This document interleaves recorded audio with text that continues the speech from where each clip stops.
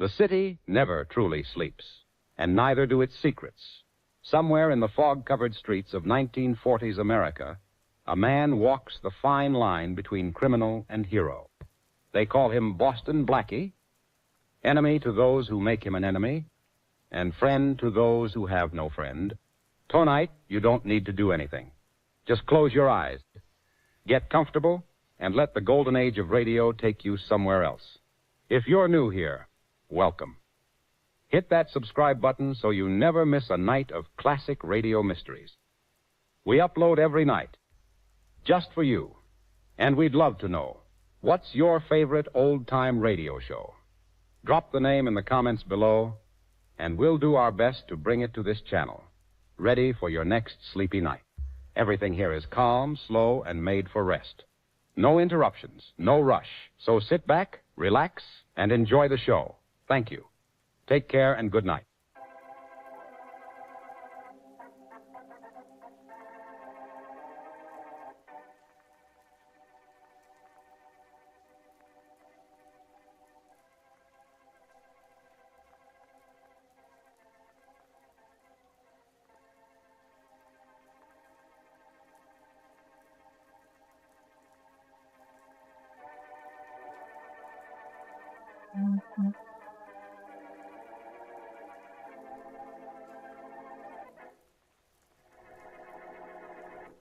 Blackie, all I want you to do is open a safe. Mr. Smith, the trouble with you motion picture people is that you see too many movies. I'm serious, Blackie. Well, perhaps you'll tell us more about it, Mr. Smith. Certainly, Miss Westing. I don't really want Blackie to open the safe. Well, now, just what Do you want me to do? Open the safe. Oh, here we go again. Look, let me explain. As I told you, I'm supervisor for Herald Productions. We're making a big picture here, and we have a safe-cracking scene in. We just want to make sure we don't have our man open a safe that can't be opened, and we want to make sure that when he does open it, he opens it properly. Well, that should be simple. But it's not so simple when you don't know anything about safes or how to open them. We'd like you to give us a little technical advice. I'm sorry, Mr. Smith, but giving advice is a little out of my line. Let me suggest it might be a good thing for you to teach. Taking advice is a little out of Blackie's line, too. I asked for that, didn't I, Mary? Look, Blackie, we'll pay you for your services. Isn't this all a little silly? Of course not. We do this all the time. When we make a picture involving airplanes, we get a pilot for technical advisor. When we do a sea story, a seaman advises us. Skip, I think I've noticed a credit line for the technical advisor at the beginning of pictures. Mary, there's a credit line for everybody at the beginning of pictures. Look, Blackie, all you have to do is come down to the studio while we're making the safe-cracking scenes. How about it, Blackie? Oh, Blackie, I've always wanted to see him make a movie, please, huh? Oh, all right. Maybe a movie studio is the one place in the world I won't run into Inspector Faraday.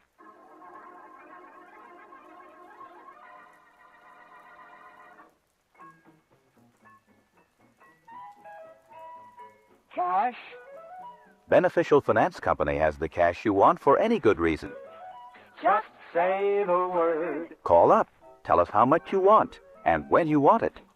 You're the boss. Yes, you're the boss. At Beneficial. Right now, you get ready cash at Beneficial, the instant way to clean up bills, buy the things you need, do the things you want. For service that's just a little friendlier and faster, come to Beneficial for ready cash. Cash? Just say the word. When you want cash, for any good reason, just tell us how much you want and when you want it.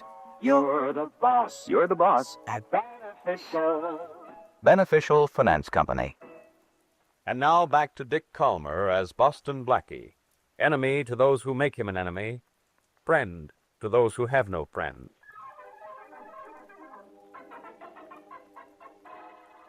Yeah, what are you doing? Thank you. Yeah. All right, but they're quiet now. Okay, but... Quiet! Quiet! Quiet! All right, we're going to make this a take. Can we have some quiet, please? It's a close-up. The camera will dolly in this way, get a full shot of the trunk, then pan to the left, pull back to film the entire room for the rest of the scene. Have you got it? Right, Mr. Billy?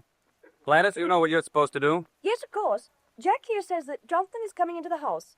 The camera feed me up as I feed the trunk and get into it. I stay there until Johnson leaves. All right. Jack, you all set? All set, Mr. Billy. All right, Ben, let's go. Mr. Billings. Mr.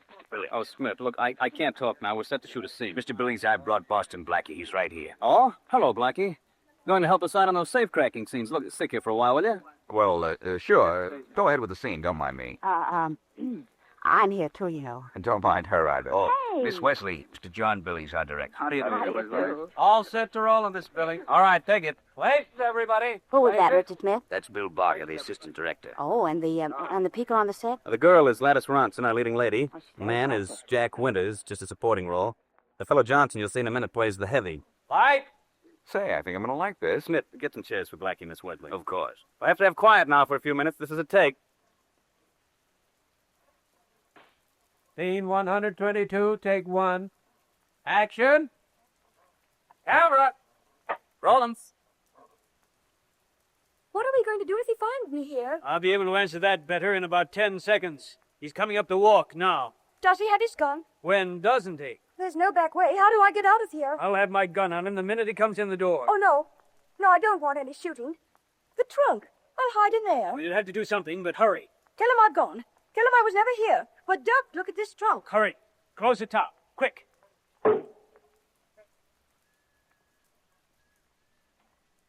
Oh, hello, Buck.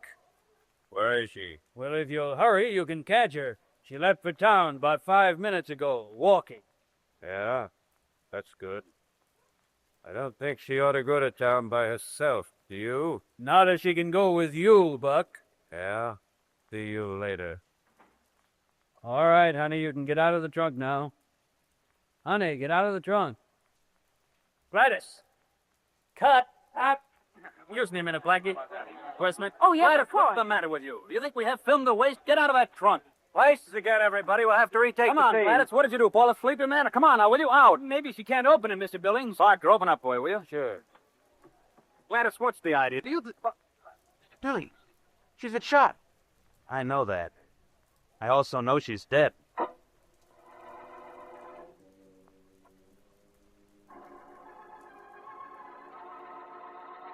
All right, bring the trunk in here and set it down on the plot. What are you going to do with it, Blackie? Have a look at it, Mary.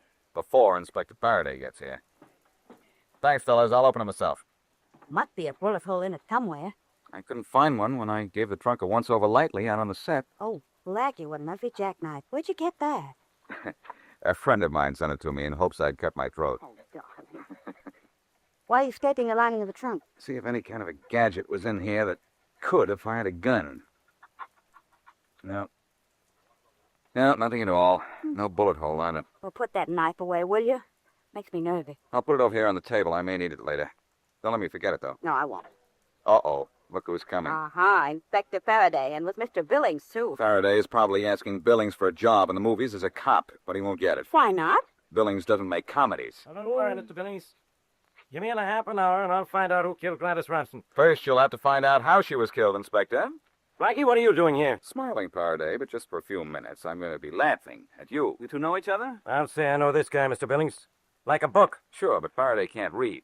I'll ask you once more, Blackie. What are you doing here? Blackie is technical advisor on a few scenes we're going to shoot, Inspector. Well, take my advice, Mr. Billings, and get rid of him before you have more than murder around here. Is this the trunk Gladys was in when she was shot? This is it, Faraday. I didn't ask you, Blackie. Is this it, Mr. Billings? Yes, it is. You'll be able to tell from the pictures your men took what position she was in at the time. I wish I'd been able to get here before they removed the body. Say, where'd the bullet enter the trunk? I've been eagerly waiting for you to ask that one, Faraday. The bullet didn't go through the trunk. All right. So it was fired inside the trunk. Try again, Faraday. In games like this, you always get 3 guesses. You have 1 to go. I'm not playing games. And if I hear any more from you, you're going to be the one to go. I'd like to leave right now, but I don't want to miss the look on your face when you realize no bullet went through this trunk and no gun was fired from inside it. Oh, that's crazy. You must be out of your mind. If you had one to be out of, so would you be after you look over this trunk. What size straitjacket do you wear? I wear a 40. None of your wisecracks, Blackie. I'll find a bullet hole in that trunk.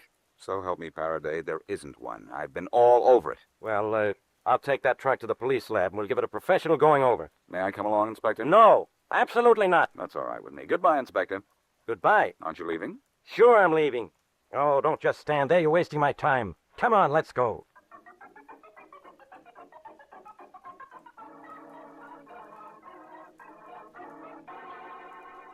I don't get it. Just look at it, Blackie. We've got this trunk spread out all over the lab. We can't find a thing. After the way your experts tore it apart, Faraday, I doubt now if you'll find all the pieces. You were on the set, Blackie. Now, what happened? Well, they were shooting a scene in which Gladys Ronson had to hide in his trunk. She got in by herself? Jack, the only other person in the scene, was 18 and 20 feet away from her. She got in the trunk herself, bent over, and pulled the top down. Well? Then Parker, the assistant director, opened the trunk. She was dead. Oh, that's impossible. I know. Only it happened. How could it possibly happen? We found nothing inside the trunk that could have fired a bullet. And no bullet from the outside was fired into it. Well, maybe if you find out who killed her, you'll also find out how she was killed. Or is that too difficult for you, too? Oh, finding out who killed her is a cinch. Ha! It was obviously someone on the set. That's what makes it so simple. Look, I have a list of everyone who was there. Prop men, electricians, cameramen, actors, directors, sound men, script girls, everybody. You know how many people were on that set? I have a rough idea, but I don't think you can count up that high. Well, I could count to 56. And that's exactly how many people were on that set. Exactly how many people could have killed Gladys Ronson. 56. How different, Inspector. Usually you don't have any suspect. Oh, never mind the wisecracks.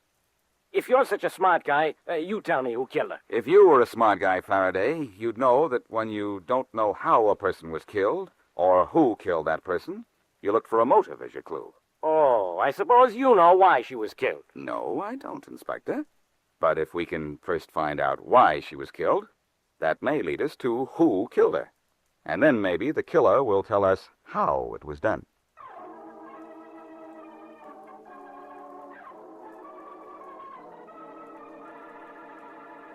My poor, dear, darling husband should feel miserable today. Shouldn't he, Martin, dear? Should I, Sally? Why? You killed your beautiful sweetheart, and it was all a very sad mistake. You're making one now, dear. You meant to kill me, didn't you, darling? You seem to know an awful lot. I more than seem to. I do know. I know you killed her, and I know why. For a mere stand-in, you're rather an accomplished actress. Am I really? Perform like this with Billings, and maybe he'll see where the late Miss Ronson's stand-in can do the late Miss Ronson's roles. With Gladys dead, maybe you'll consider me for your next leading lady.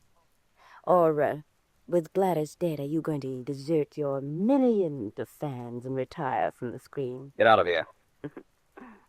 Now, is that the way to talk to a faithful wife? What's that got to do with you? There's a gun in my hand, darling. What do you want? Just to comfort you in LaSalle with a few kind words. Make them very few. I could go to the police with what I know. You can't prove a thing. Maybe you can tell them you think I killed her and why, but they'll never be able to figure out how. I said I could go to the police, but I'm not going to, darling. Instead, you're going to pay. And pay plenty. I'll kill you first. You mean you'll kill me second, darling? But why bother to get me out of the way now? Gladys is dead. Maybe she'll have company. You won't kill me, darling. Because I've put everything I know in writing. And the police will find it very lively reading if I turn up dead.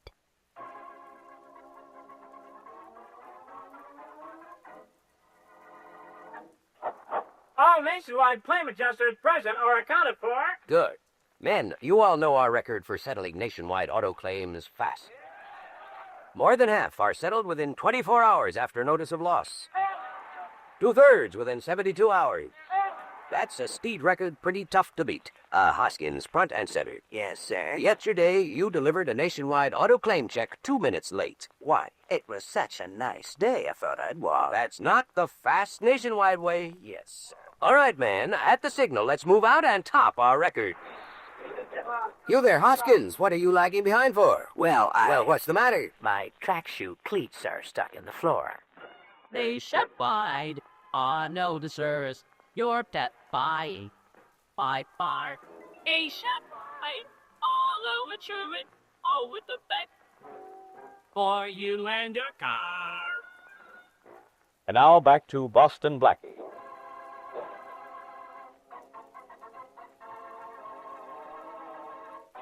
Present during the shooting of a movie scene, Blackie and Mary Wesley witness a baffling murder. Gladys Ronson, movie star, is shot to death inside a trunk, though no gun was in the trunk and no bullet passed through it. Police lab investigation finds no clue. And as we return to our story, Blackie, Mary, Faraday, and Mr. Billings, the director, are in the prop room searching for the murder gun. Well, Blackie, so far we've looked at about 400 guns, and 5 of the same caliber that killed Gladys Ronson. Yeah, the sixth, Inspector, and that's all we'll find. Why? Because that's the last one in the place. Well, can we tell if one of these guns fired the shot? Yes, you can, Mary. I'm sure none of these were used. The prop man wouldn't let a gun out without a signed requisition. People don't sign a requisition for murder, Billings. Can't we find that prop man? I'd like to talk to him. When we find him, I'll do the talking. What are you doing with those guns, Faraday? I'll take him to headquarters to have him tested. Must you always take everything to headquarters? Let me have them. I'll tell you which one, if any, fired the shot. What are you smithing for, Blatty? Possible clue. Pop. This gun hasn't been fired in months. Let's have another. This one has a silencer on it. So do 3 of the others, white guy. Nope. Not this gun either. See one of the others with a silencer. The gun the killer must have had was a silencer, all right. Shot wasn't heard. Here you are, Blackie. Thanks, Mary. Smell the cordite. This is it. Give me that gun. Why? I want to test it for fingerprints. Don't be a dope for all you like, Faraday. Any killer smart enough to commit this murder is certainly going to be smart enough to wipe off his fingerprint. I'll take it anyhow. All right. Yeah. When do we see the rushes on the murder scene, Miss Billings? It should be ready in a few minutes, Blackie. We'll be told. We'll all see it together. I'd like to see it too, Miss Billings. Martin Doyle, the movie star. Trying to reach you all day. I'm sorry I was out. I wasn't in any of today's scenes. But we're about to show the filming of the scene in which Gladys was killed, Martin. I know you'll be interested in seeing them. I certainly will. Oh, excuse me. Martin, this is Miss Mary Wesley, Boston Blackie, and Inspector Faraday. How do you do? How do you do? Well, let's go see those rushes, huh? Maybe when I look at the screen, I'll see a killer behind it.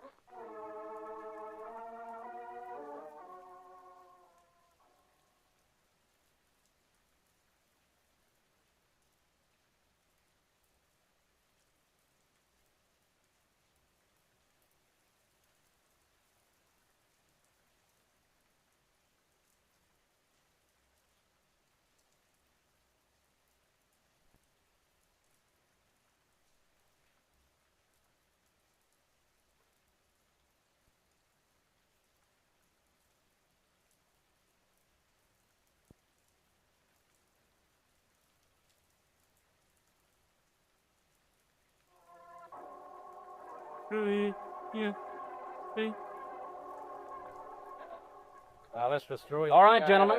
We're ready to show the film anytime you're ready to see it. Well, turn out the lights, Billings, and let's go. Right away, Inspector. What's the matter, Faraday? Is the excitement of a free movie upset you? Oh, quiet, Blackie. You don't mind if I sit next to you, do you, Miss Wesley? Why, not at all, Mr. Doyle.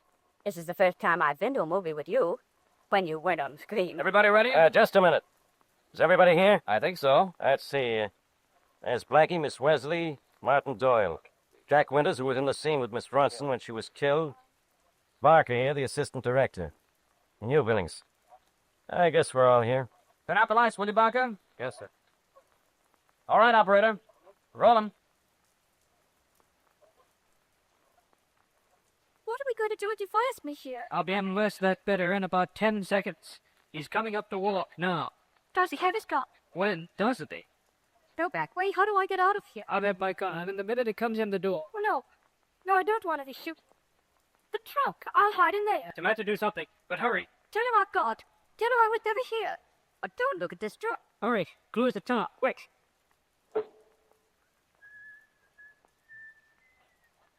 Oh, no, Buck.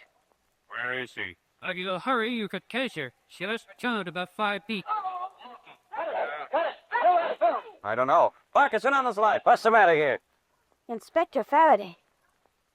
Look on the floor. It's John Gaines, the prop man. You mean it's John Gaines' body? Look, there's a knife in his back. You know something, Faraday? Sure, he's dead. But do you know something else? What? That knife in his back is mine.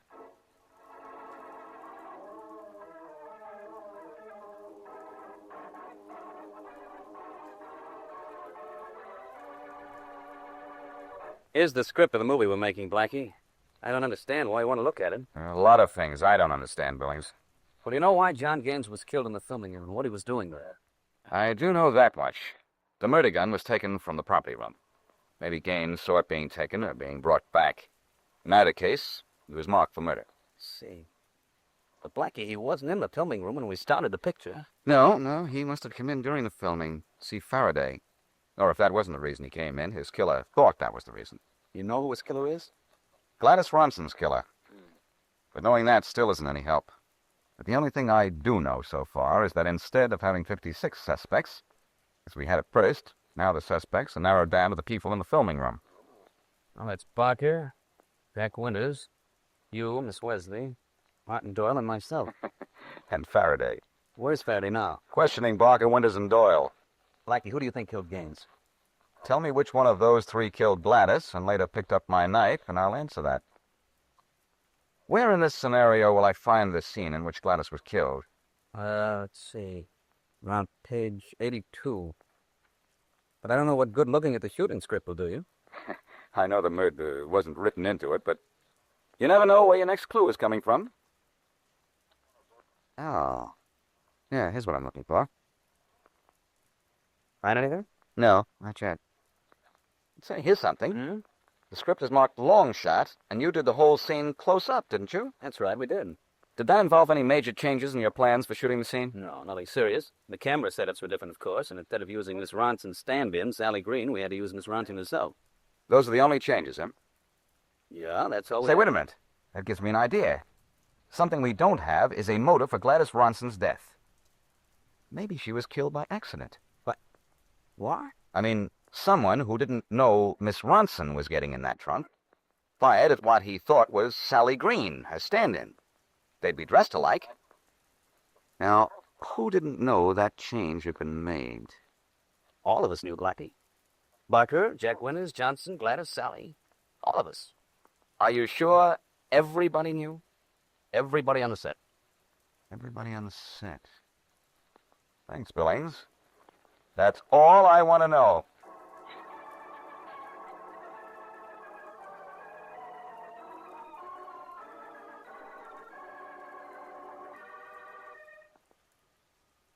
Come in. Is this Sally Green's apartment? Yes? Are you Sally Green? Yes, I am. I'm Boston Blackie. May I sit down? What for? I talk better that way. What do you want? Maybe you'd better sit down too, Miss Green. I have a little surprise for you. Look, I don't know you. Do you know anything about guns, Miss Green? A little. See this gun? Yes. It has 5 bullets in it. The missing one killed Gladys Ronson. The remaining 5 were meant for you. How do you know? I just took it away from Martin Doyle, and the police have just taken him away. What? We suspected him of Gladys Ronson's murder, Miss Green. We were trailing him and grabbed him just as he was entering this building. So he was going to do it. He must be out of his mind. It wouldn't have done him any good. Why not? Because everything I know about him is written down.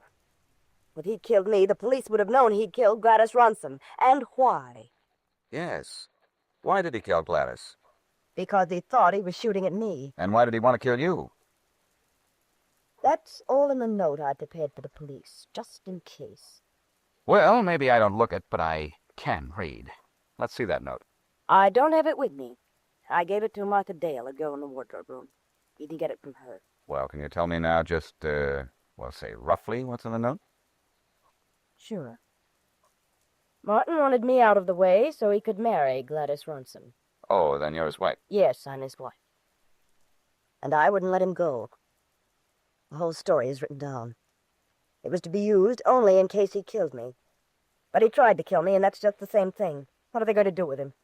Well, first of all, Miss Green, they're going to arrest him. Arrest him? I thought you said the police have him now. No, Miss Green, I'm afraid that was a little white lie. But when the police see what you've written in your note, they'll have Mr. Doyle. And what I mean, they'll have him.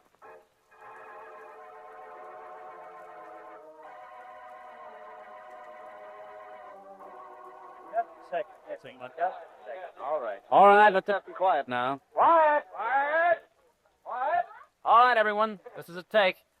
Ready, Jack? Ready, Mr. Billings? Ready, Doyle? All set. All right, Barker. Let's make this good. Right, Miss Billings. Places, everybody. Places.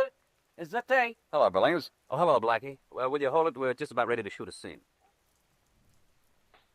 Scene 160, take one. Lights. Action. Camera. Roll 'em.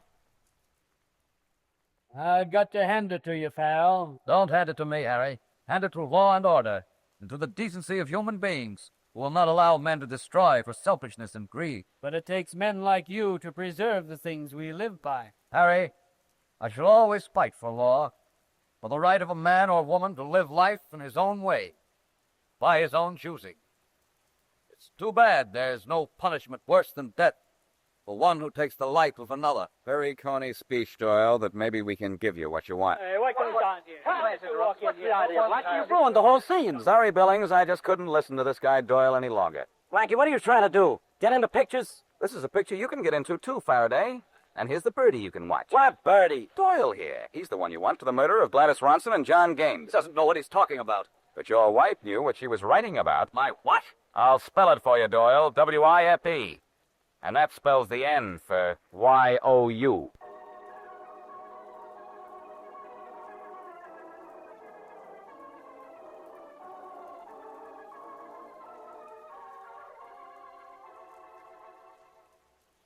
Well, Blackie, for once you didn't have to explain anything to Inspector Faraday, did you? No, Mary, even in third grade they teach you to read. When Faraday saw that note Sally Green had written, he knew Martin Doyle was his man. Yeah, but I wish you'd explain something to me, though. I know what you mean. It was the one thing that I did have to explain to Faraday. How Gladys was killed without a gun being concealed inside the trunk or a bullet being fired through it. Could you explain it? The minute I saw the rushes on the murder scene, I knew how it was done, Mary. Oh, darling, darling. All right. How? I watched her get into the trunk. First, she sat down in it, then started to pull the top down over her. She closed it slowly at first, then suddenly let it drop. Dropped the rest of the way. Oh, I see what happened. She was shot before the trunk was closed. That's right. Doyle was some distance from the scene, armed with a pistol with a silencer. As Gladys started to close the trunk, he saw his chance, fired while she was letting down the top of the trunk. She thumped as she was hit, and the top closed. Proving Doyle was a killer wasn't so simple until I got the note written by his wife. Doyle was making a movie in Technicolor, but he was caught by what his wife put down in black and white.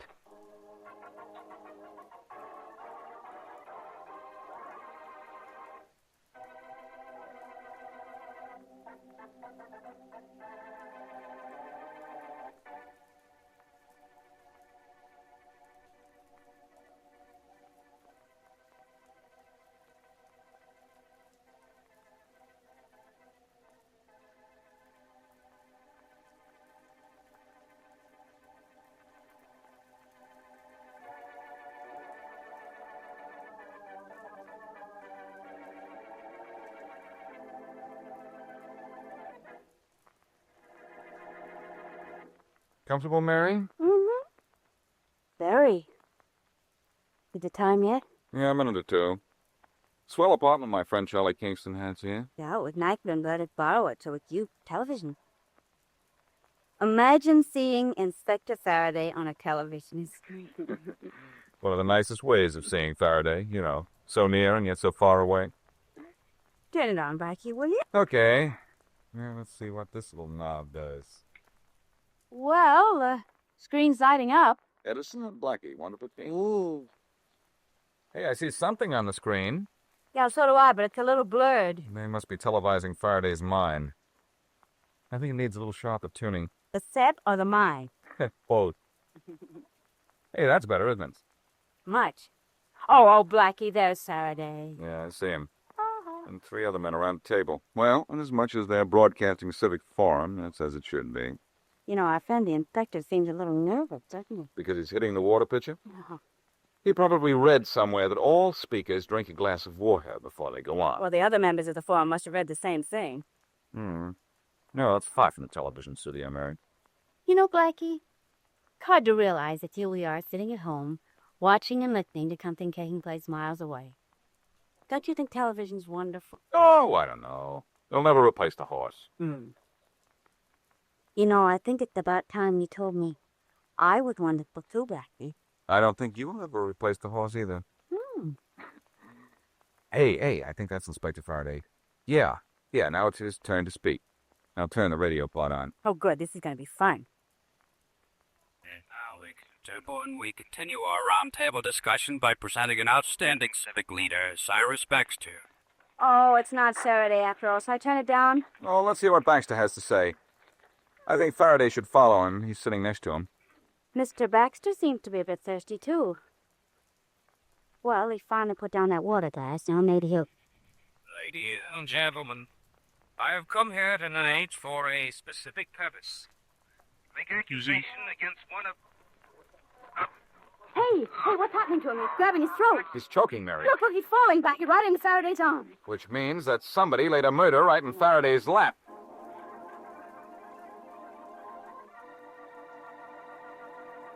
It's summer, daddy time. Yes, it's summer, money time. Come to beneficial now. It's summer, money time. Right now, it's summer money time at Beneficial Finance Company. Get the cash you want for a wonderful vacation, to clean up leftover bills, or for any good reason. You'll find this service just a little faster, just a little friendlier. And you get this beneficial extra, your own international credit card. Good for cash wherever you go. Cash. Just say the word, you're the boss. At Beneficial. It's some eat. And now back to Boston Blackie. Enemy to those who make him an enemy. Friend to those who have no friend.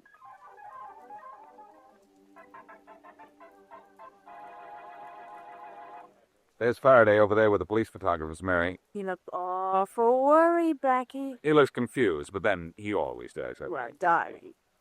Faraday really isn't spotted. Why? If Baxter was murdered with Faraday right in the room, the police commissioner will do some plain and fancy screaming, and you know it. Yeah, no question about that. Oh, hold it, honey. We've been detected. Here comes the inspector. Hi, Faraday.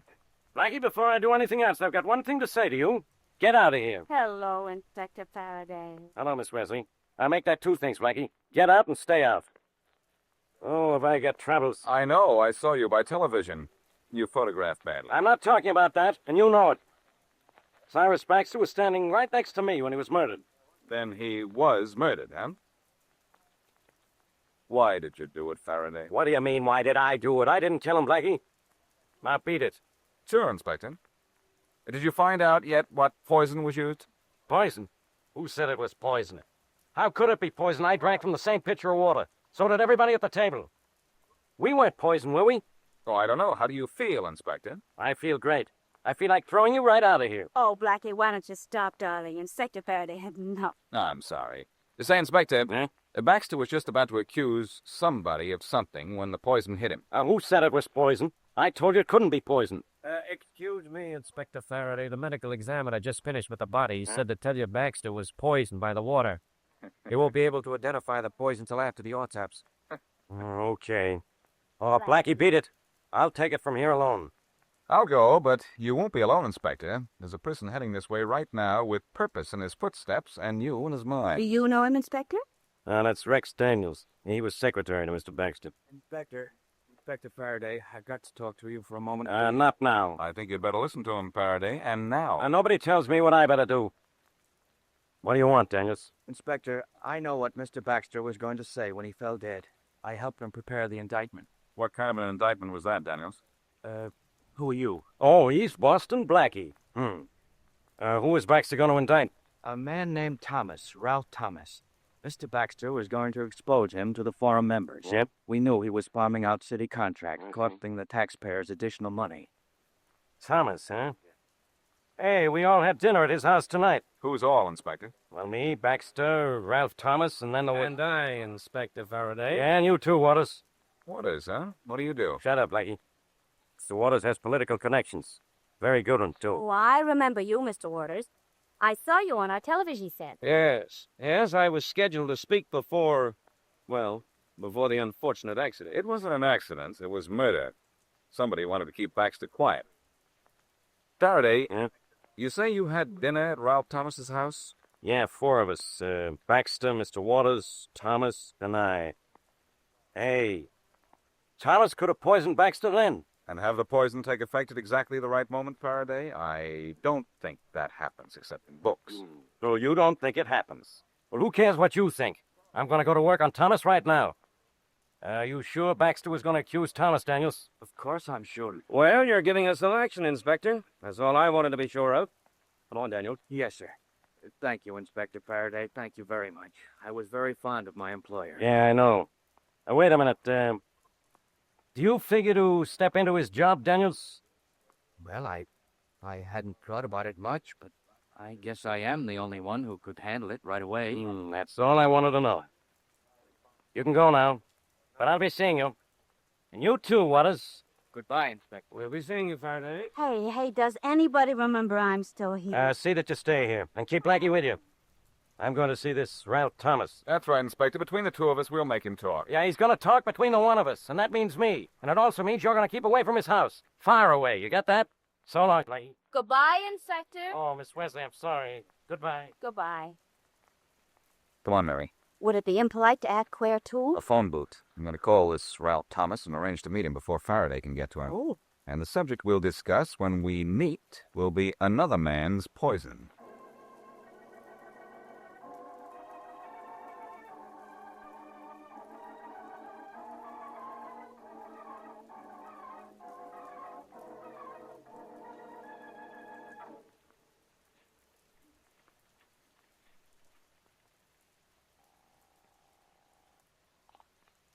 Thomas residence? Hello, is Mr. Thomas at home? I'm sorry, sir, he is not. This is Inspector Allen of the police.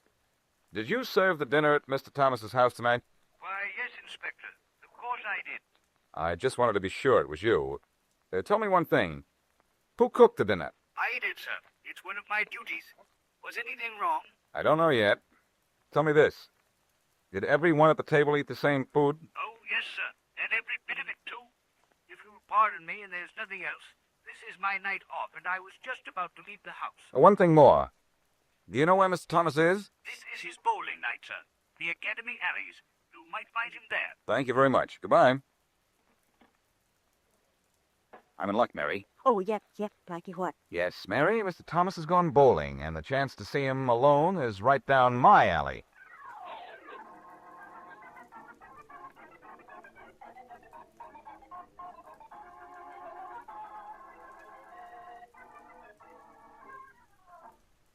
How'd it go tonight, Mr. Thomas? Well, Joe, had a 165 average for 7 games. Not bad, not bad. Good night, Joe. Good night, Mr. Thomas. See you same time next week. All right, Joe. Good night. Mr. Thomas, I'd like to see you at the same time this week. Who are you? Boston Blackie. The name mean anything to you? Vaguely. You were looking for me? That's pretty apparent, isn't it? Mr. Thomas, did you notice Cyrus Baxter was murdered tonight?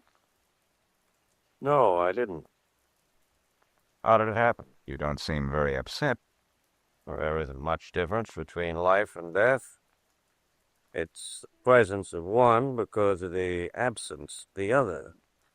Did you follow me? That's a little beyond my depth, Thomas, but murder isn't. By the way, Baxter did have dinner at your house. Yes, that's right, he did. So did Inspector Faraday, the police, and Richard Waters. Were they poisoned, too? I never said that Baxter was poisoned. No, you didn't, but you mentioned he was murdered and brought up the fact that he had dinner at my house. Pretty obvious conclusion, don't you think? Either an obvious conclusion or definite knowledge. Look, Thomas, you're in a spot. Baxter was preparing to expose you publicly at that forum. Did you know that? No. But it's possible. My business is a little out of the ordinary. Just what is your business? Just what business is it of yours? Actually, none. But the police are after you, and if you're innocent, it's just possible I might be able to help.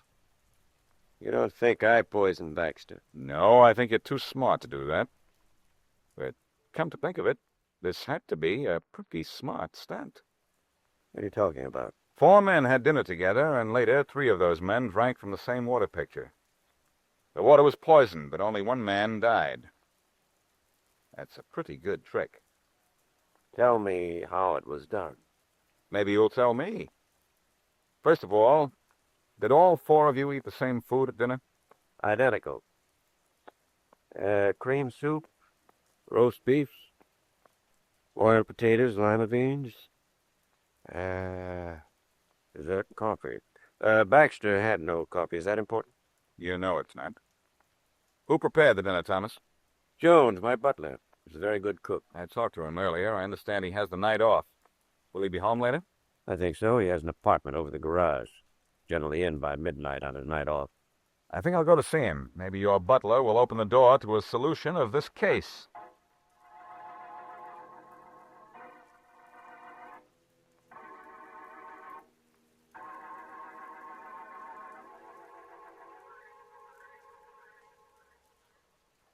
Blackie, darling, that is my idea of completely nothing.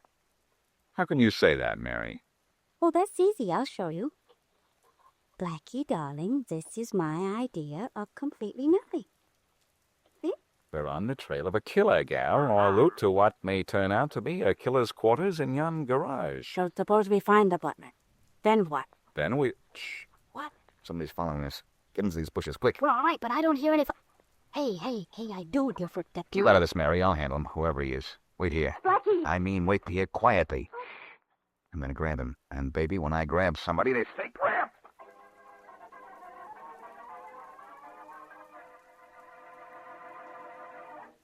Hi. You're new around here, huh? Say, you know about this nationwide auto insurance we're singing about? I sure do. The best and not expensive. Oh, yeah? Nationwide auto insurance gives you all the coverage you need. Right, huh? Oh, Nationwide doesn't cut corners. It's quality auto insurance at real low cost. No kidding. So good, over $2.25 million by Nationwide. Hey, you know a lot about it. I should. I'm a vice president with the company. And you're doing the jingle? Well, I just can't resist singing along. Nationwide auto insurance, your best buy. By far, nationwide, always the best for you to car. And now back to Boston Blackie.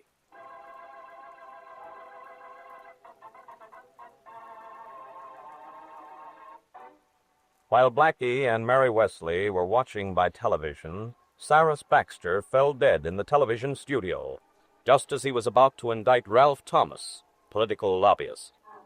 Thomas's secretary, Rex Daniels, and Richard Waters, a civic board member, are under suspicion, as well as Thomas. When investigation shows that Baxter was poisoned and that he had had dinner with the others at Thomas's house, a search is made for the butler who cooked and served the dinner. En route to his quarters in the Thomas garage, Blackie and Mary realize they are being followed, and Blackie jumps on the man. Well, friends, might ought to hold you for a while. How do you like your face getting an awful massage? Did you get him, Blackie? You got him? And exercise. Hand me the flashlight, Mary, so I can see what I nabbed and what kind of a head I'll have hanging in my trophy room. Blackie. Blackie, you dope. Let me up. Oh, it's Inspector Faraday. Oh, gosh. Oh, golly, I'm sorry, Inspector. I didn't know it was you. Here, let me help you up. What's the idea of hopping on me? Why, I didn't know it was you. What was the idea of trailing me? I didn't know it was you either. I saw 2 figures. One of them was mine. The good one. Mary. Well... Oh, cut it out, both of you. Where are you going, Blackie? Oh, nowhere. Just out for a stroll. Yeah, I know. Me too. Only I took my stroll first. I got to this garage 20 minutes ago. Nobody answered the door in Thomas's house, so I thought I'd try here. Was anybody in the garage, Inspector? Nobody to speak of. Just a corpse. Except nobody to speak to. Was it the butler? Yeah, knifed. Oh. And I give a lot to know why. I could tell you. I don't want to know that badly. Now, come on, let's get into Thomas's house and wait for him to come home. All good police inspectors have skeleton keys, right, Inspector? Now, I got something better. You. Now, look, can you open that back door, Blackie? No, I don't know. I haven't seen it yet. But past performances were in my favor. I know. Well, there it is. Go to work. Okay. But this is awfully illegal, Inspector. Yeah, murder is a little bit against the law, too. How you coming? Pretty well. Yeah, there. Got the door unlocked. Well, open it. Right. Gas, Blackie.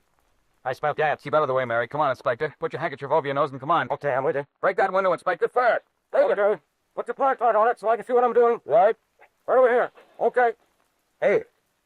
Hey, look, Inspector. That body on the floor. It's Thomas. Now, that makes the third one. First Baxter, then his butler, now Thomas here. He killed the first two and then committed suicide. Well, that washes this case up. Does it, Inspector? Come here, quick.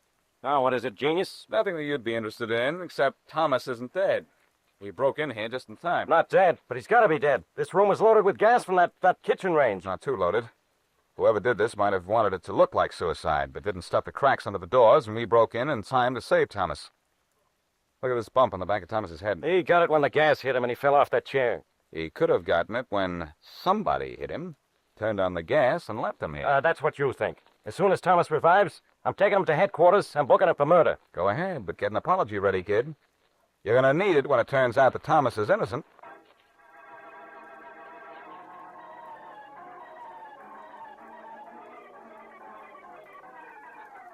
Just keep driving anywhere, Mary. It doesn't matter where we go, as long as I have time to think.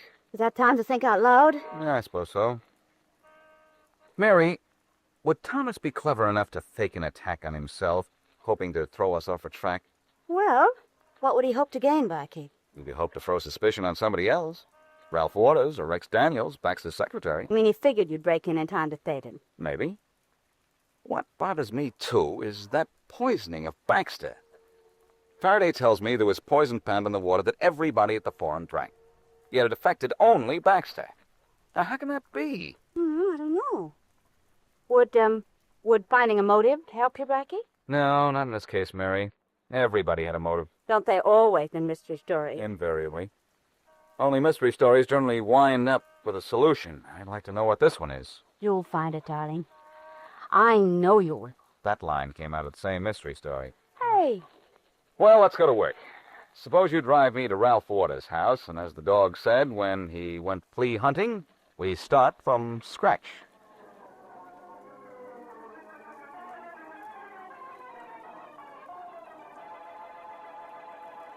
I don't think there's anything further I care to say to you, Daniels. And certainly nothing further I care to hear from you. Good day. Not so fast, Mr. Waters. I happen to be very fond of Mr. Baxter. I admire that very much. Good day. Mr. Waters, you had opportunity to poison that drinking water at the television studio, and reason enough to want Mr. Baxter dead. So did you, for that matter. I had reason? Baxter's job. You've got it now. Maybe you'd better leave before I start putting pieces together. You're trying to insinuate I killed Mr. Baxter, the man who gave me the only chance I ever had? I could kill you for saying that? Stop it! Stop it! Stop it! You'd better stop it, Daniels. Take your hands off it. What do you want here, Blackie? Mr. Waters alive, for one thing. Have him arrested, Blackie. He almost killed me just now. Yes, I know. I saw that. And it gave me an idea. All I've got to do is to put that idea of mine into execution, and both of you better hope it isn't your execution I'm talking about. Whoa.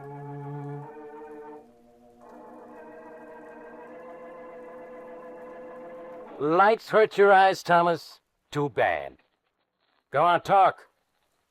Inspector Faraday, there isn't anything I can tell you except what I've already told you. I know nothing of how Mr. Baxter or my butler were killed or who tried to kill me and make it look like suicide. Thomas, I'm gonna... No. Yeah, Faraday speaking. Well, what is it, Frankie? You want me to do what? Are you kidding? Of course I won't. Sure, I want to solve this case. And that's the way to do it, eh? Okay, what can I lose except a couple of hours? Yeah, right away. 8 o'clock tonight is okay. Goodbye. Thomas, you're going to have a dinner party at your house again tonight. and then we're going to the television studio, just like we did last night. What's the reason for all this, Inspector? It's Blackie's idea. He says he's going to make a murderer show his hand so we can get a look at his face.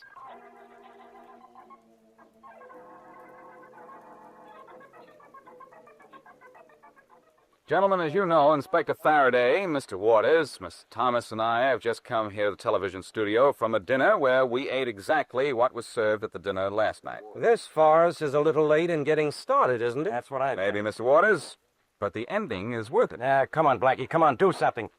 I will, Faraday. I'll start with a roll call. First, Inspector Faraday of the police. What do I do now? Bow? Not until this case is solved, old fella. Rex Daniels, secretary to the late Cyrus Baxter. Here. Richard Waters, member of the City Finance Council. Here, Blackie. And Ralph Thomas, political hanger-on, holding no office but packing a lot of weight. Thank you, sir. It's very hot in the studio under these lights, gentlemen. Here, in this pitcher of ice water, you'll all be able to have a drink. But I'm going to improve the taste a little. The small bottle I asked you for, Inspector, please. Yeah. Thank you. There's poison in this water, gentlemen. The same poison that killed Baxter. I'm going to pour it into the water pitcher.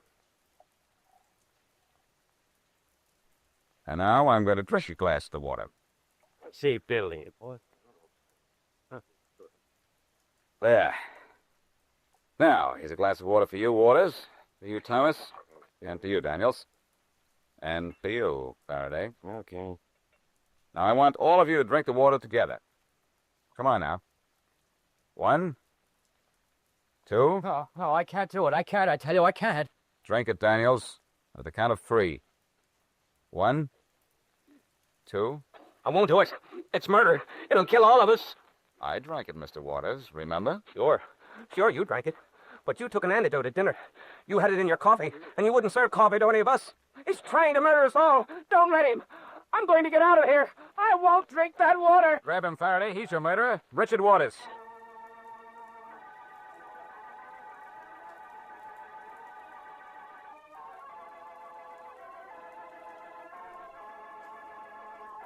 I'm listening, Blackie. I'm gloating, lovely one. Where shall I begin? With the reason that Waters killed Baxter. Well, that was because Baxter was going to indict Ralph Thomas. Thomas had to have a partner in a city job. That partner was Waters. If Baxter named Thomas, Thomas would pass the buck to Waters. Catch on? Catch on. Whew. I know why the butler was killed, too. Waters had bribed him to put the antidote in the coffee he served at the dinner, and later killed him to keep him from talking. Nice going. Waters knew Baxter drank only milk, and so he had the antidote placed in the coffee by the butler. He believed I had done the same thing before I drank the water, and that gave him away. And then Waters later tried to kill Thomas and make it look like suicide, so that Thomas would be suspected. How am I doing, Blackie? You're wonderful, Mary. But I still don't replace the horse, huh? Well, I think you were wonderful taking a chance on drinking that water you had poisoned. No, don't be silly. I knew I hadn't any poison in that water. What? It was just more water I added, that's all. Tricky, eh? Yes, darling, you're tricky, huh? And, I'm thirsty, huh? So, I'll pour myself a little water. I do all the talking and you get thirsty. That's what I call close friendship. Well, I'll answer that when I'm through drinking. There. Now, what was it you... Oh, Blackie. Blackie! What is it, Mary? What? My throat! My throat! Blackie, I'm falling! It's all right, dear. Holding you. What is it? What's the matter? Well, with you holding me, nothing's the matter.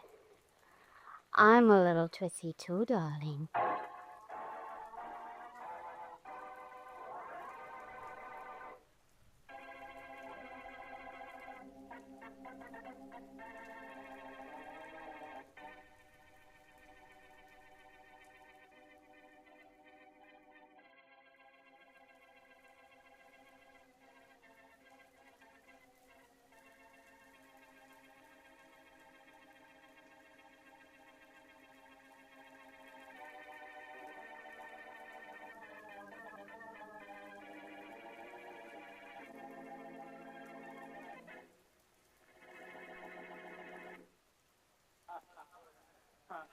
Oh, Blackie, if this is a dinner party, where is the dinner? I don't know, Mary. But here comes Roger Masters, Who's he? our host. Oh, there, Blackie. Hello, Roger. It's about time you came over and talked to us. Blackie, it's good to see you. I was hoping you could come. All you had to do was urge me with one invitation. Oh, Mary, this is Roger Masters, our host. Roger, Miss Mary Wesley. Well, this is a real pleasure, Miss Wesley. I've heard about you. Oh, since I've known Blackie, I'm afraid a lot of people have heard about me. Oh, Blackie has a way of getting around. Yes, everything, including me. Now, Mary, you know At the Don... sound of the next loud noise, one subject will be dropped. Say, Roger, is that your brother Harvey at the piano? Oh, yes. Under that delightful coat of tan is my very undelightful brother. He's just back from Georgia. With Georgia. I beg your pardon, will you say that again, please? He's back from the state of Georgia with a bride-to-be by the name of George. Oh. She's the redhead to the left of the piano. What number bride-to-be is she? When I run out of fingers, I can't count. But you'd think it was true love by the talk they give each other. Must be great listening. Yankee drool and southern drawl. Oh. Say, I haven't seen our hostess. Oh, there should be down by now. I can't understand what's delaying her. Perhaps the diamond. She always fusses when she wears it. Is the family diamond really as big as they say it is, Mr. Master? Miss Wesley, the Master's diamond is the biggest thing in our family. And wearing it is about the biggest thing we do. We're rather a useless lot, you know. I don't know that at all. Stick around 40 years and you'll find out. Say, Roger, what kind of a party is this? Look who's coming. Oh, I don't know that man. Well, I do. It's Inspector Faraday. All right, everybody. Quiet here, huh? Stop that piano. What's the matter, Inspector? Don't you like music? Blackie, what are you doing here? Enjoying myself till now. What brings you here, Inspector? What brings me here? Just that the Master's diamond is missing, and Mrs. Masters is upstairs murdered. No. And I'm going to stay here till I find out what this is all about.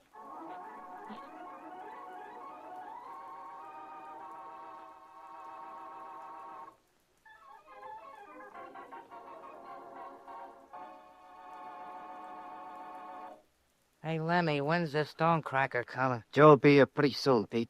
Ain't it a shame, ain't it? And what a shame. Are we gonna bust up this rock and cut somebody in besides? We either cut Joe in to bust this rock, or we bust rocks for a bunch of years. So ain't it a shame, ain't it? What you using for a brain, Pete? This your Master's diamond is as easy to spot as a gorilla in a birdcage. It's gotta be busted up. Is it really on a level that he can slice it in one whack, huh? I've seen Joe work. First he looks at the rock, all which ways. Second, he throws light on it, like he was looking for something on its insides. Third, he draws all kinds of lines on it, this way and that way. Then he puts it on a table in a little cup. Yeah? Then he's got a hammer in one hand and a chisel-looking thing in his other hand. And he puts the chisel on top of the rock, and he goes tap with the hammer, and right there in front of you, that one big, beautiful diamond, is a lot of little rocks. Ain't it a shame, ain't it? It ain't a shame when you gotta eat. There's money in your pocket 'cause you sold those little rocks. Yeah. And nobody can trace nothing to us 'cause old lady Masters never saw us. Yeah, Pete.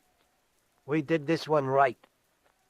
We grab what we're after, and nobody sees us to tell the cops what happened. Hey, Lemmy. Huh? What's that extra? I don't know. Open the window, huh? Yeah, sure.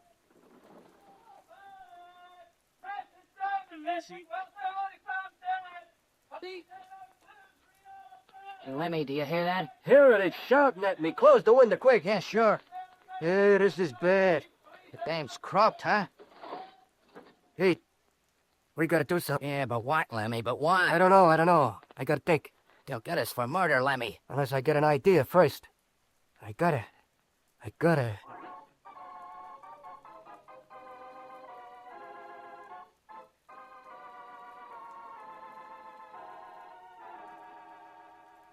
Who do we search next, Rollins? And let's make it snappy. I want to get out there in the living room and question that whole bunch together. Blackie's next on the list, Inspector Faraday. Blackie, huh? Good. Get him in here. Okay, Blackie, you're next. How are you this evening, Mullins? Okay, Blackie. I don't have to ask you how you are, Faraday. I know, as confused as ever. Don't bother to make wisecracks, Blackie. And don't bother to sit down. Around you, everything's a bother. Quiet, Blackie. I'll start with your coat, Blackie. You're not starting with anything, Rollins. We're not searching this guy. Oh? But... Faraday, are you sick? Here, Rollins, start with my coat. The only starting we're gonna do is you. Out of here. What? I don't get this, Faraday. You catch me at the scene of the crime. I admit to you that I was upstairs about the time of the murder, and all you want to do is get rid of me. Now, is that being smart? There's a law against all I want to do, where you're concerned. Concerned? Say, I'm glad you mentioned that, because I'm plenty concerned. Here I am in a house with a body, and you find it first? Say, how did you do it, Faraday? Well, the upstairs maid phoned me, and I told her not to say anything to anybody. While you were still downstairs... Hey, it's none of your business how I found the body. Now get out of here. Are you sure you don't want me to give Rollins my coat? I said get out of here. Oh, please now, Faraday. Be yourself for a change. I admit I was upstairs for a few minutes before the maid found the body. I know that. I admit I'd like to own the master's diamond. I know that. Well, then why don't you think I'm a first-class suspect? Because you're much too smart about this whole thing. You don't deny anything, you don't offer any alibi. You don't even try to get away from me. So you don't figure in this case at all. I don't figure, and you can't. All right, Faraday, have it your own way. I intend to. Now get out of here. Say please. Please. Get out of here. So on, Faraday. For my money, you can make it longer than so. Very good, Inspector. Very good. Gosh, Inspector, you shouldn't have let him go. Rollins, you think I'm a sap? He wouldn't have that diamond on him. He'd laugh at me for weeks because we didn't find it. But don't you think he had anything to do with this? Put 2 men on detail to follow Blackie wherever he goes. I not only think he had something to do with this, I think maybe he did it.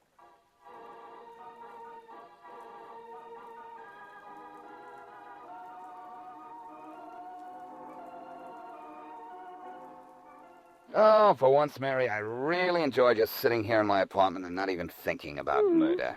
But, Blackie, what I'd like to know is why did Inspector Faraday let you go? Maybe he's getting smart. You mean it's a trick? Either a trick or he knows that this time he has nothing on me. Oh, darling, what does he ever have on you, really? That's a good question. Come in. Mr. Boston Blackie? Yes? Oh, Blackie, she's so beautiful. I wish she'd said no. I'm just so sorry to put you to all this bother, Blackie, but I've just been so anxious to meet you, and I'm just so distressed. And I just know you can be so much help to me. So? Oh, you're Georgia Aiken, aren't you? Harvey Masters' fiancée. I saw you at the Masters' party. Miss Aiken, this is Miss Wesley. Hello. How do you do? What a wonderful suntan you have, Miss Aiken. I'm from the South. Maybe y'all can't tell it, but I am. That's why I met Harvey. We've just come back from Georgia, where we had so much fun. Won't you sit down? Oh, you're so kind, but no. I just dropped in because I wanted to meet the wonderful Boston Blackie. I've heard so much about you, and, well, I thought... You thought? I'm sorry. I guess maybe I'm in the way here. Oh, dear me, no. What I want to talk about is this thing that's happened to Mrs. Masters.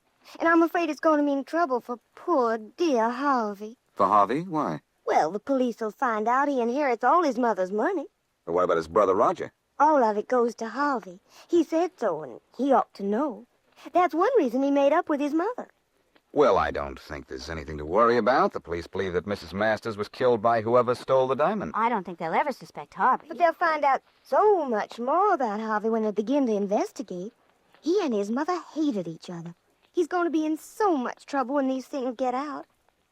And you're so wonderful, Blackie. I wish you'd help. You say Harvey hated his mother? Yes. He'd been away for 6 years because of her, and they didn't speak for years before that. But she was giving last night's party for him, wasn't she? Yes, this was supposed to be a kind of a reunion, but it wasn't doing so well, even before poor dear Mrs. Masters was killed. Excuse me. Come in. Is Georgia Aiken... Oh, there you are, Georgia. Well, Harvey, darling, what are you doing here? Looking for you, dear. There's been a call from police headquarters, and we have to go down there for a few minutes. I wanted us to go together. Mother's maid said you were coming down here. Oh, Harvey, darling, this is that so wonderful Boston Blackie. And this is Miss Wesley. That not so wonderful Miss Wesley. Hello. How do you do? What brought you up here, Georgia? You're going to need help, Harvey. You know it. Yes, I know, dear. Miss Aiken says you're the sole heir to your mother's fortune and that you and your mother were more or less enemies. She thinks that that's cause for you to worry. Oh, I don't think it is, do you? No, frankly, I don't, but the police will probably investigate you. Well, that's quite all right with me, I expect. Well, if you'll excuse us, Blackie and Miss Wesley, we have to get to headquarters. Of course. Goodbye, Blackie. You've been so wonderful. Goodbye. Goodbye, Miss Wesley. Goodbye, Miss Aiken. It's been so nice to meet you. Goodbye. Bye. Come on.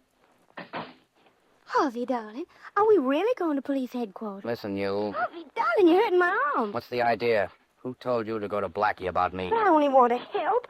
Harvey, you're hurting. Now, listen, you. Open your mouth about me just once more to anybody, and I'll shut it permanently.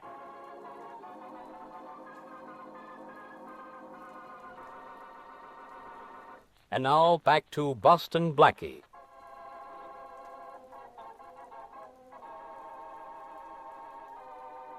Two jewel thieves, Lemmy and Pete, steal the fabulous Masters diamond.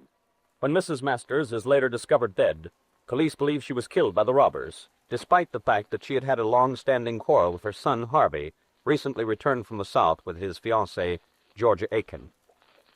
As we return to our story, Lemmy and Pete, who stole the Masters diamond, are in their hideout.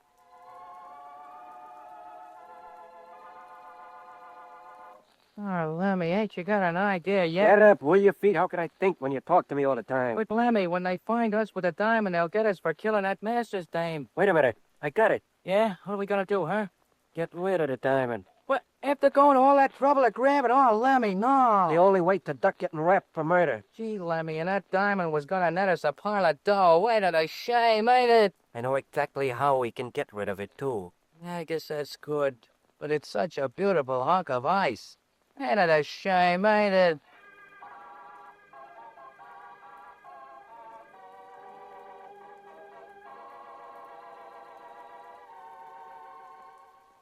Be careful what you say on the phone, Mary. Faraday or Rawlins are either listening or waiting downstairs to nail me when I go out. Blackie, what do you think so? I'm sure of it. I'm also sure I'm going to stay right here in my apartment until Faraday solves this case. Well, I'm going to be home for the rest of the evening, darling. Call me if anything happens. Sure, Mary. With Faraday alone on a case, a lot is probably going to happen, and I hope it does to him. What's the matter, Faraday? Can't you think of anything to say?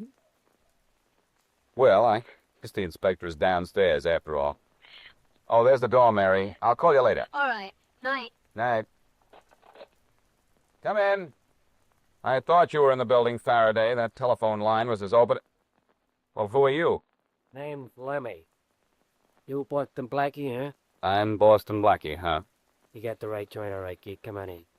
I offer most of the invitations around here. Habit, I guess. Close the door, Fit. Just stand there quiet, like.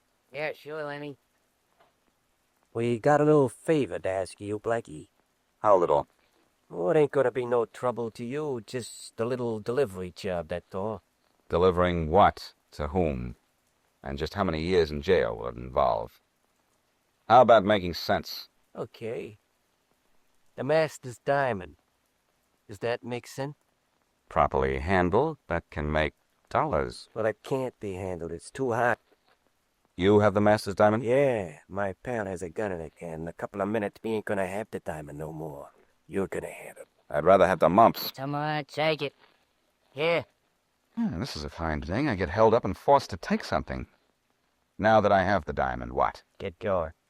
Where? Out the door, down the elevator, out onto the street. We'll be right behind you. When I get out on the street, what do I do? Take the diamond to headquarters and turn it in. Oh, fine. All Faraday has to do is to catch me with that diamond. Get going. We lifted that rock, Blackie, but we didn't bump that dame. So you're taking it to headquarters to take the heat off us.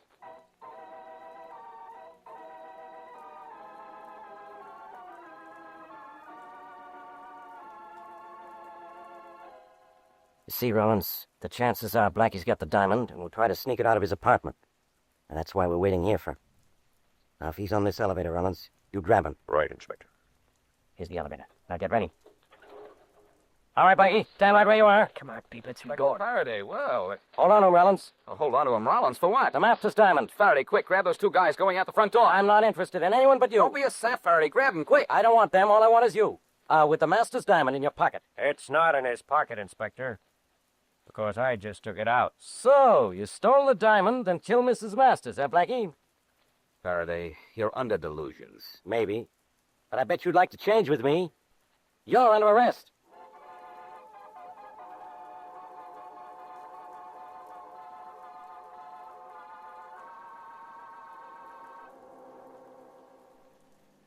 Look, Faraday, before you get me all the way down to headquarters and have to let me go, be a smart guy and listen to me, will you? You don't have anything to say, Blackie.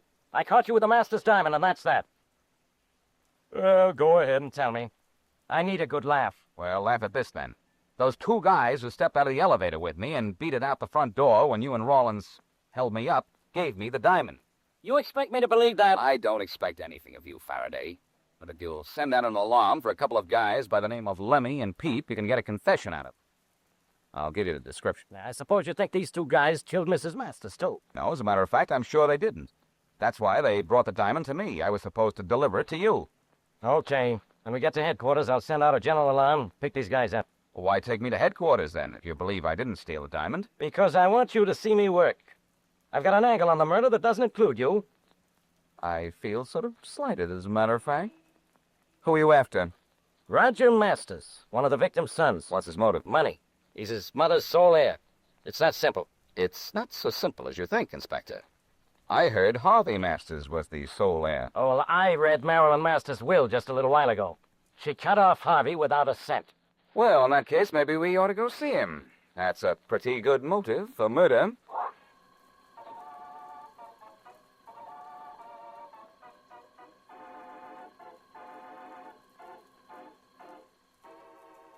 This is Harvey's room here. The maid said he went to bed hours ago. I never objected to waking anybody up, Blackie. How well I know that. Let's go in. Wait. I'll turn on the light. Uh-oh. Quick, let's cut him down. He may not have been hanging very long. That chandelier doesn't look too strong. What's the matter with you, Faraday? Can't you see he's dead?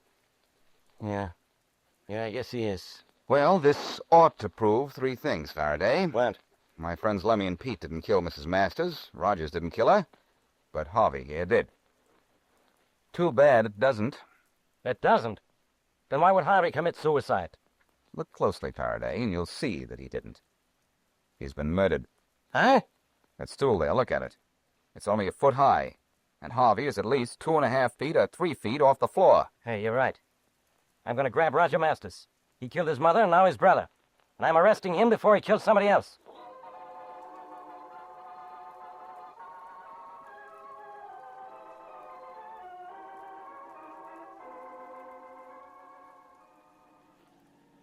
I do declare, Blackie, it's just so thoughtful of you to drive me back to the master's mansion at this most distressing time. Well, I was sorry you had to go to the morgue to identify Harvey's body, Georgia, but Faraday insisted. Well, here we are. Won't you come in? No, thanks. Well, I'll take you to your door. I'll get out on your side, too. All right. Here, give me a hand. Here. You're all right, aren't you? Yes, of course. Thanks to you. I'm just so grateful. I don't know what to do. Well, if you need anything, let me know, will you? You've been so kind. You sure you won't come in? No, I have to get back downtown. And I don't think you're going in either, unless you let go of my hand. Oh, I'm so sorry. I just wasn't thinking. Well, goodbye. Goodbye, Miss Aiken. When you get back to Georgia, your state can brag about one more peach.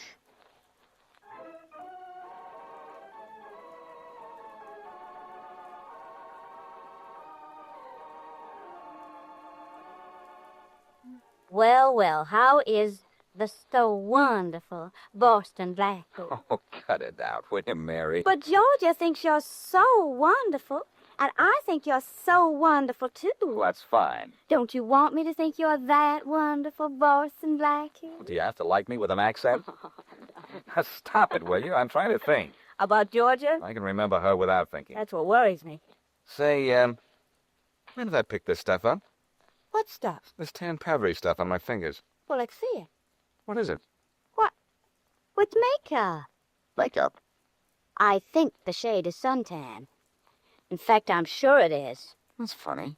Darling, you didn't pat sweet Georgia on the cheek, did you? Will you please forget about her? That wonderful suntan of hers. I'm beginning to think it came right out of a bottle. No, it didn't, Mary. Her tan is real enough. I didn't get this makeup on my fingers from her, unless she had it on her hand. But why would she have suntan makeup on her hand?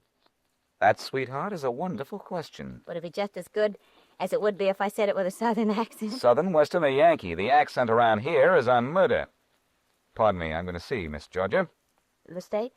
No, the girl. But if my hunch is right, I think the state is going to see her.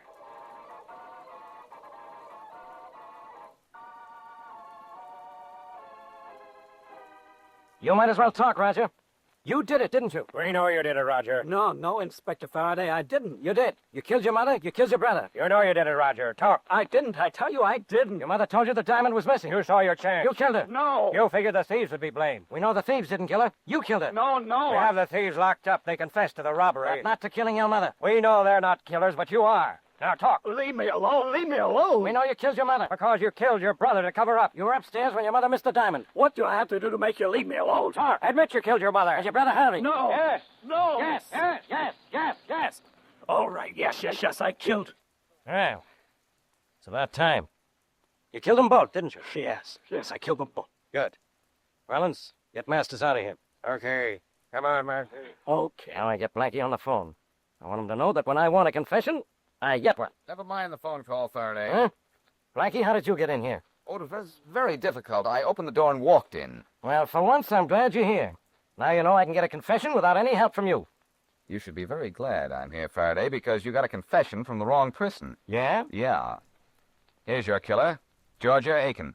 How do you know?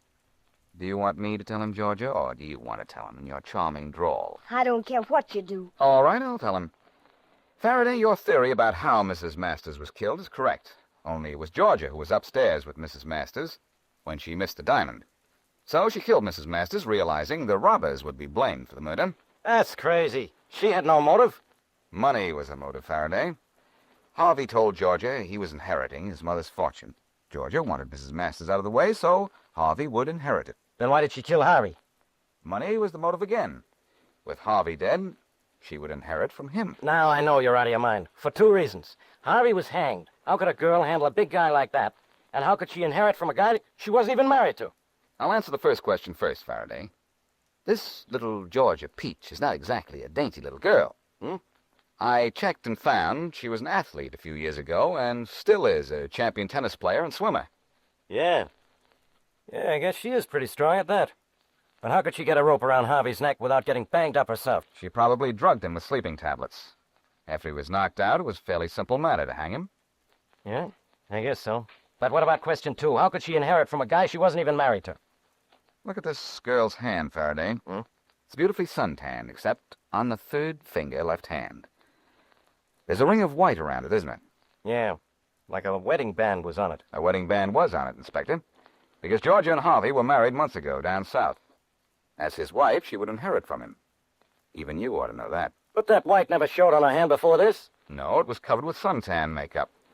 But when I took her hand to help her out of the car a few hours ago, some of it came off her fingers. Here, Faraday, take her. She's all yours. Well, lady, how much trouble am I going to have with you signing a confession? I'll sign anything. What do I care? I admit I killed him, and I'd do it again for a chance at the same amount of money. The funny thing is, Georgia, Harvey lied to you. He wasn't getting a cent from his mother. And Roger got it all, so let this be a lesson to you. Next time you murder for money, make sure you kill the right people.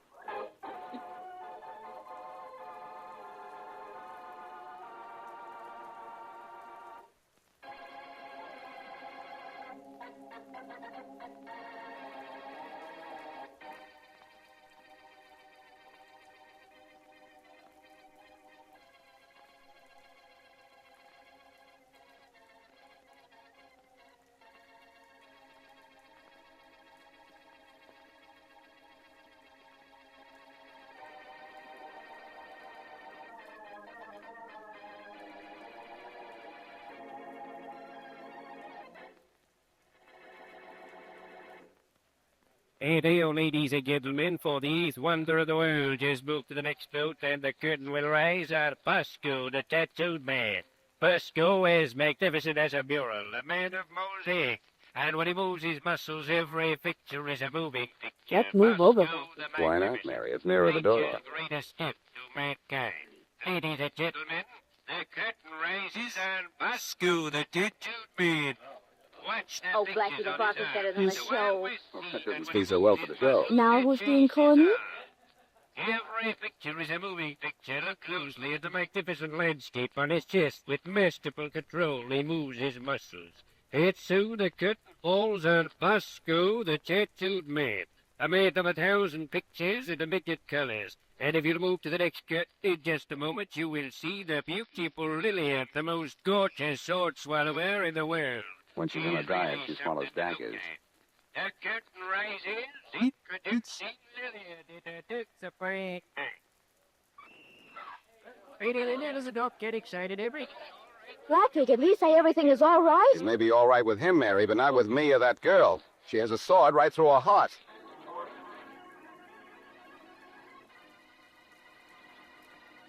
And now back to Dick Calmer as Boston Blackie. Enemy to those who make him an enemy, friend to those who have no friend.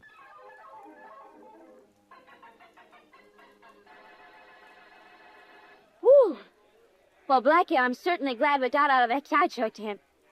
Inspector Faraday will be here any minute. Getting out won't help much, Mary, if Inspector Faraday finds out that we were in there. Well, suppose we find out who killed the sword swallower before the inspector gets here. We're not going to try to solve this case, but I am. Uh-oh. Here's where I get left. What? Right. You stay here, Mary. I'll be back in a few minutes. Where you going? I don't know exactly. I think I'll start with the owner of the carnival. He could probably tell me everything I want to know. I wonder where I can find him. A sign on that wagon over there says, office. Say, that is a clue at that. I don't know how I get along without you. Sure try awful hard. I just have a hunch I better talk to the owner alone. See you in just a minute. All right, I'll be over by the Tunnel of Love when you get through. Is that a hint? I'm subtle, don't you think? Then you buy the ticket, Subtle. Now, look here, you. Don't stand there staring at me. Now, you listen to me. One more. We'll talk about it later. Come in. Well, what do you want? I'm Boston Blackie. I'd like to see the owner of this carnival. I'm not hiring anybody today. Oh, you are the boss, then? Yeah, name is Jackson. I said I wasn't hiring anybody today. From what I heard while I was outside the door, I'd say you were firing somebody today. Why, what do you mean? There was a lovely little argument going on in here. Argument? Oh, you must have heard wrong. I was just talking to Mabel here. You called this, Mabel? You're at a carnival, mister. Don't be surprised at anything. Mabel's our bearded lady. Well, I never expected to meet one whisker to whisker. Glad to know you, Mabel. Mabel can't answer you. She's a mute. A bearded lady and a mute, huh? Uh-huh. Well, that's something. You say your name's Blackie? What do you want? To talk to you about the murder of your sword swallower. Hey, I don't know a thing about that murder, Blackie. I'm waiting for the police now. Maybe I can help you before they get here. Oh, how? I think I'd better talk to you alone. Okay, Mabel. You better get back to the sideshow. I'll talk to you later. Now, look, Blackie, all I know about that murder is what I heard. Hey, watch where you're going with your butt. Oh, excuse me, lady. Well, Inspector Faraday, at last you've found your element at Carnival. Be careful, or they'll never let you out. So help me, Blackie, I might have known you'd be here. Then why did you bother to come down? You know I'll solve this murder for you. Quiet, Blackie. I want to know the owner of this carnival. Where do I find him? You're looking at him, Faraday. Allow me to introduce Mr. Jackson, Inspector Faraday. How do you do? How do you do? You own this show, Jackson? Well, yes, I do. Faraday, is that what you call routine question number one? Quiet, Blackie. Jackson, what do you know about Lillian, the sword swallower? Who killed her? What a question, Faraday. If murders could be solved as easily as all that, you wouldn't have a job, which wouldn't be bad for the community. That's enough, Blackie. Look, Jackson, what do you know about your sword swallower? Lillian? Yeah. Well, she's been with my carnival for about 3 years. Good performer, well-liked, no enemies at all. Any love interest or anything? Well, yes, in a way. Bob Hendricks, my chief electrician, was in love with her. But she didn't love back, is that it? Yes, that's just about it. Well, I think I ought to talk to him. What's his name again? Bob Hendricks. I don't know my business, Blackie. I'll bet you anything that when I get this guy Hendricks, I get my killer. You're that sure? Why, this thing figures easy. A gal has no enemies, but she doesn't love a guy who loves her. He pleads with her to marry him. She says no. He keeps on begging. She keeps on saying no. He won't leave her alone. She wants to get rid of him. So she starts going out with another guy. Faraday, you're one. It's simple. He gets jealous, thinks he's going to lose her to the other guy, and so that nobody can have her if he can't, the stoop kills her. Applause, applause. So I'm grabbing Bob Hendricks for the murder of that girl. What? Mary, is this what you call waiting by the Tunnel of Love? And what's the matter with you, Miss Wesley? You look as if you'd seen a ghost. I've just seen good ghost material, Inspector Faraday. A dead body. That's old stuff, Miss Wesley. That's why I'm here, to solve the murder of Lillian the Sword Swallower. And I have her killer, Bob Hendricks. Oh, no, you haven't, Inspector. Because the body I just saw, everybody says, belonged to Bob Hendricks.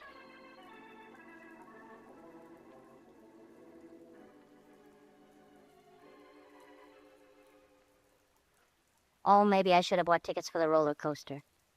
You are certainly not treating this like a tunnel of love. We're not here for romance, Mary. We're here to do some quiet thinking about murder. I see.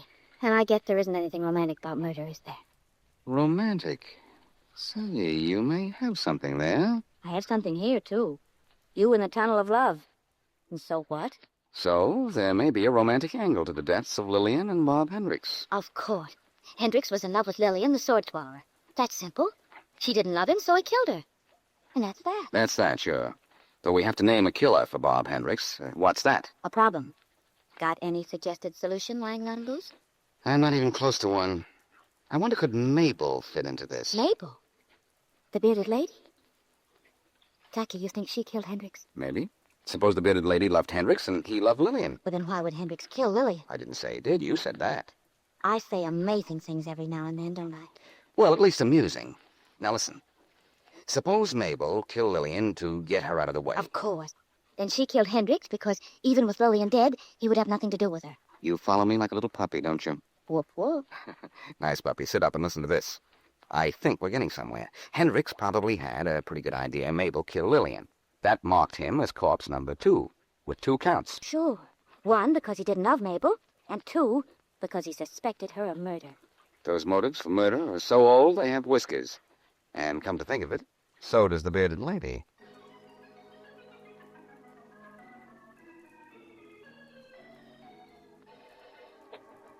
Come in, come in. Inspector Faraday, here's the coroner's report on Hendricks and the sword swallower. Thanks, Rounce. What are you grinning at, Inspector? I tossed Blackie and Miss Wesley off the carnival grounds. I gave them orders to stay off them for good. There's one case I'm going to solve without interference from those two. Yeah? I don't like the way you said that. Well, I just said yeah, Inspector. Yeah? Why, yeah. That's the way you better say it from now on.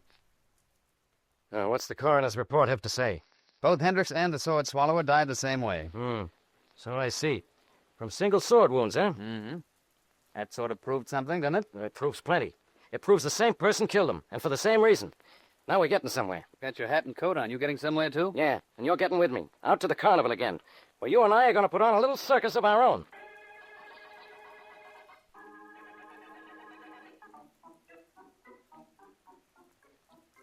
Your move, Blackie. Or is checkers boring you? Oh, excuse me, Mary. I think I'll try this. Let's see. I'll put my king right here. Darling, don't be upset because Inspector Faraday made us leave the carnival. It's comfy here in your apartment. I'm not upset about it. As soon as I get an idea, I'm going to sneak back in. Your move. You mean we're going to sneak back in? Since you have such a singular interest in this case, I'll make the pronoun plural. We'll sneak in. Good. Go ahead, move. When Faraday called to say he was coming up here, did he say what he wanted? Oh, that's a good move. But it's your last one. Watch. Sometimes I hate you.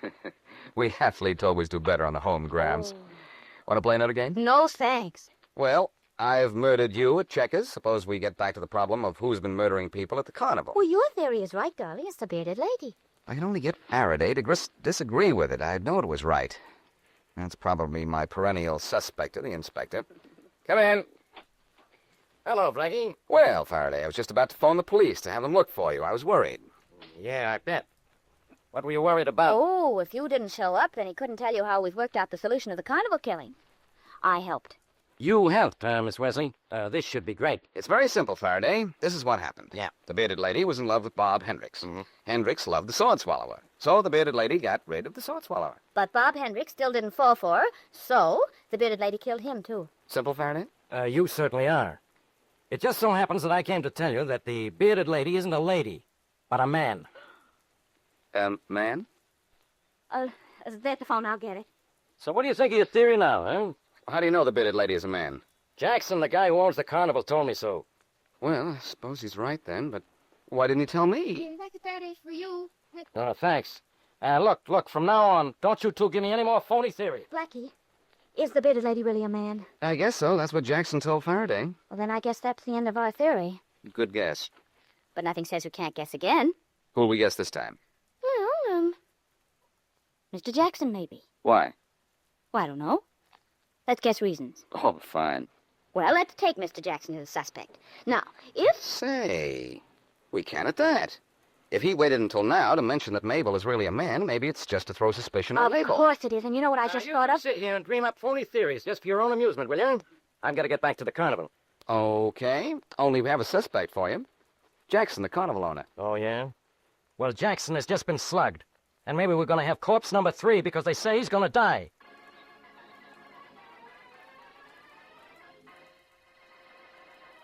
And now back to Boston Blackie. What? Blackie and Mary go to a carnival for fun and become involved in a murder case that so far has meant the death of 2 people and assault on a 3rd. The dead are Lillian, the sword swallower, Bob Hendricks, her lover, and Jackson, the carnival owner, is supposedly near death from a blow in the head. As we return to our story, Faraday is at the carnival talking to Jackson, who had just regained consciousness. Now, look, Jackson, try to tell me who slugged you. I don't know, Inspector. Well, who'd want to slug you? I don't know that either. Did you get a glimpse of whoever hit you? Or anything we can use for a clue? I didn't see you. Look, Jackson, when you told me the bearded lady was a man, did you think he was anywhere around? I don't know. Yeah. Well, apparently you're coming around all right. That's something. Right, Inspector, and here's someone, me. Blackie, I told you to stay off the carnival grounds. I bought an admission ticket by design, Inspector, and found myself here by instinct. Well, go find yourself somewhere else in a hurry. Look, Faraday, I've been doing some thinking. Stop right there.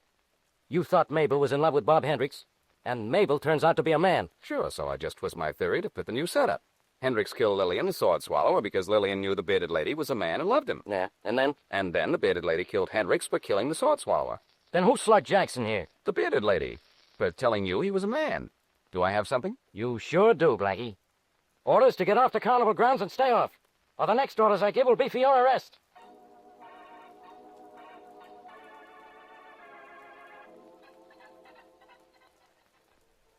Hey, is this the bearded lady's tent? Yeah, Who are you? I'm the barker in the sideshow. Who are you? Inspector Faraday of the police. Now, where's the bearded lady? She'll be here in a couple of minutes.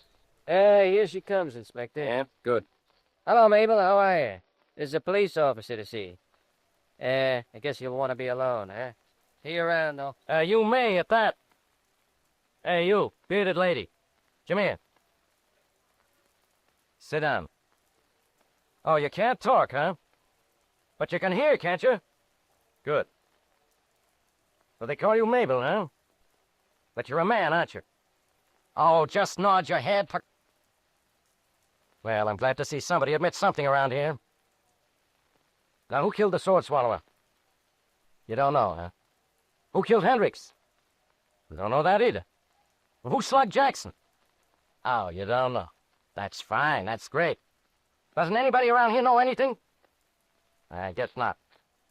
But I can't complain. I don't know anything around here either. At last you admit it, Faraday. Frankie, what do I have to do to keep you out of here? Arrest the man at the case for selling me tickets. I said I'd have you arrested. You know, you wouldn't do that to a pal, would you, pal? No, not to a pal. As I came in, I heard you say you didn't know anything, and how right you are for change. I'll say I don't know anything. I don't know who killed the sword swallower. I don't know who slugged Bob Hendricks. I don't know who slugged Jackson. I don't know who's doing what, to whom, and why. And I don't know why I bother talking to you. Frank, the only thing I do know is that Jackson, the owner of this carnival, is the owner of this carnival. Give yourself a big fat 0, Faraday. I just checked. Jackson doesn't own this carnival.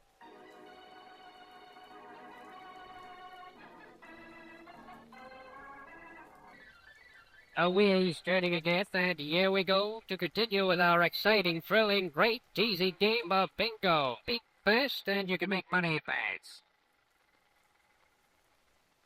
And the bar is fine. Well, Blackie, we're lost again. Wait, if Jackson doesn't own the carnival, who does? And how many more times should we try this game before we give up? Another 10, Mary, and then I guess we'll call it quits. And about the carnival ownership, well, I'll tell you. Cards, please, as we check the number. Couldn't we hide some Inspector Faraday somewhere where it doesn't cost us so much money? I can lay 78, 82, 3, Aye, the card is correct. As the winner, will the lucky gentleman come up and collect his fortune?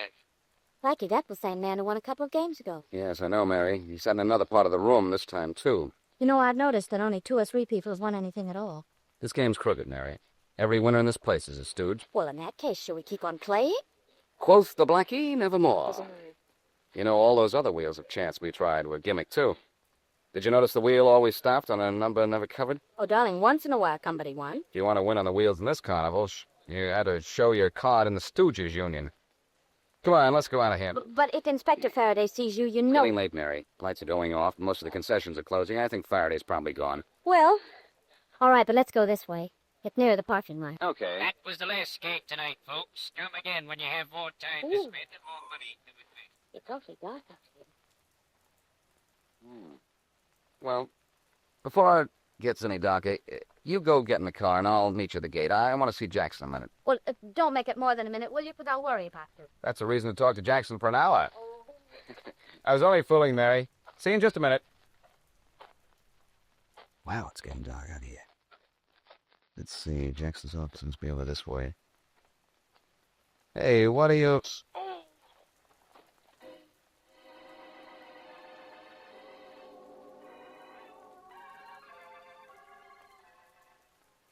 Mary, I suppose if I say, where am I, you'll hit me in the head again, won't you? Oh, darling. You're in your apartment. How does your head feel? No, all right, now. I was a little dizzy, though. I gave you a sleeping pill after we got back here. Who hit you? I know something better than that. I know who killed Lillian, the sword swallower, and Bob Hendricks. You do? Who? The same person who slugged Jackson. Well, tell me. Oh, of all the times in the world for the telephone to ring. If that's Rawlins calling for Faraday, I'm Faraday. Oh, Blackie, no. Oh, Mary, yes. I put in the call to Rawlins. When'd you do that? When you were getting the bandage at the drugstore. All right. Hello. Hello, Miss Wesley? Yes? Inspector Faraday there? Yes, just a minute. Dear Blackie. Thanks. Hello, Rollins. Yes, Inspector. Did you have that information for me? Yes, sir, I did. He's an escaped convict. Skipped with 10 more years to go. Cops have been looking for him for 2 years. That all you wanted to know? Thanks, Rawlins. That's not only all I want to know, that's all I need to know.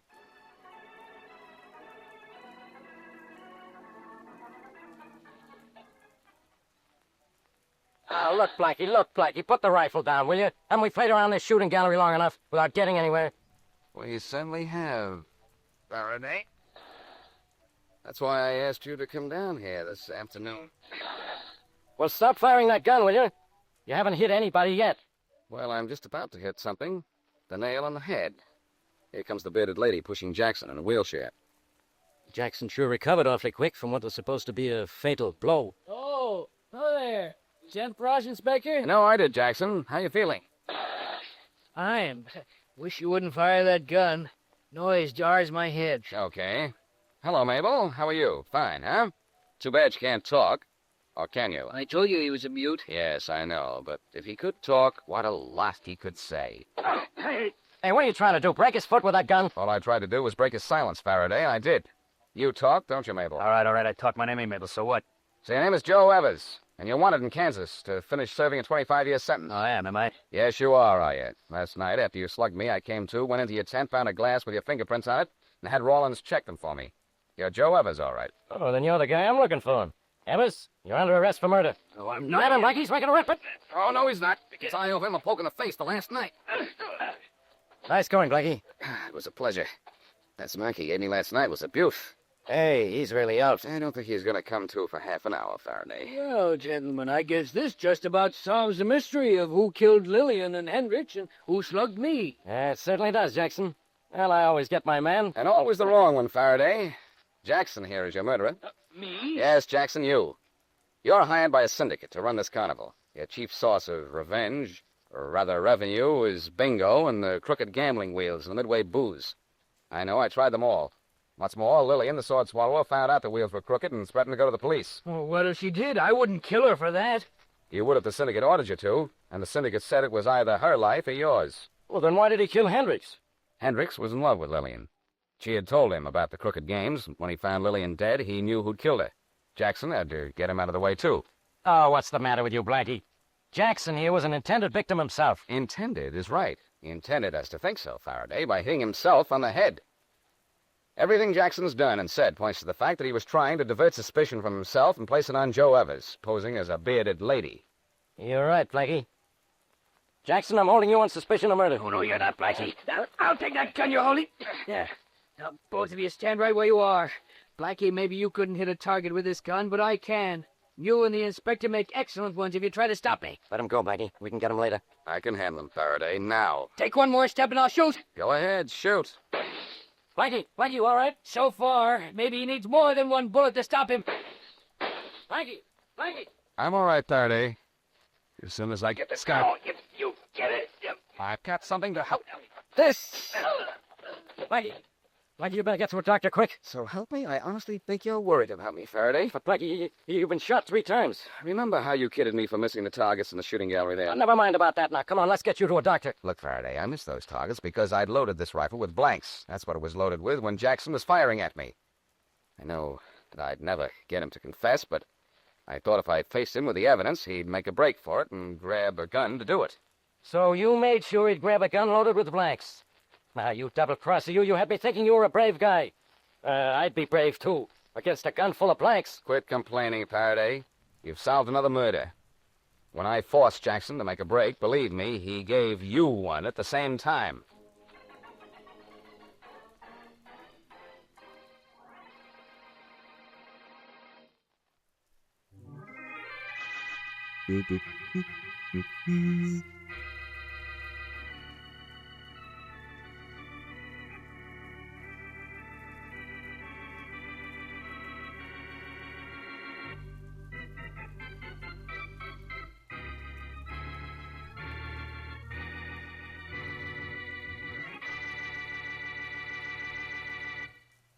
I don't know if...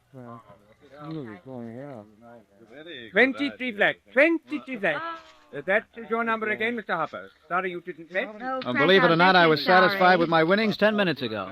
Ladies and gentlemen, Mr. Harper. Oh, yeah, Joe? The boss will see you in his office now. Good. This way. This is the night I've been waiting for, Joe. Yeah, I guess so.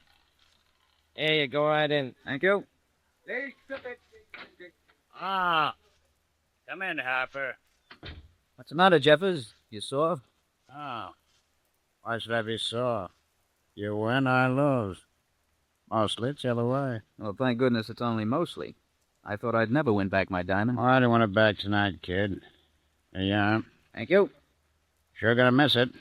I felt good just having it around. You don't know how good I feel having it back. You won't sell it, will you? Not even if it were mine. It's Dad's, you know. Ah, now don't give me that. Well, it's partly Dad's, partly mine. And it was almost mine. Yeah, almost. Well, maybe just as well you did win it back. Isn't it true it's got a bad luck reputation? Jeff, is a $40,000 diamond is never bad luck to anybody who owns it.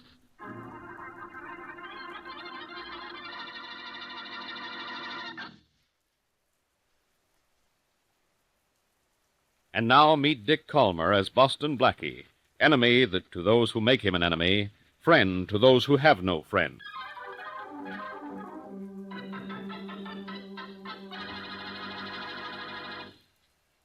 Come in. Is this Boston Blackie's apartment? Yes, it is. But hey, what's the idea of locking the door? I've got to lock it. I've got to feel safe in here. Well, that's all right with me, but what's this all about? I'll explain in a minute. You are Boston Blackie, aren't you? With this cold I have, I'm not sure of anything except that you're gorgeous. I'm Marilyn Ames.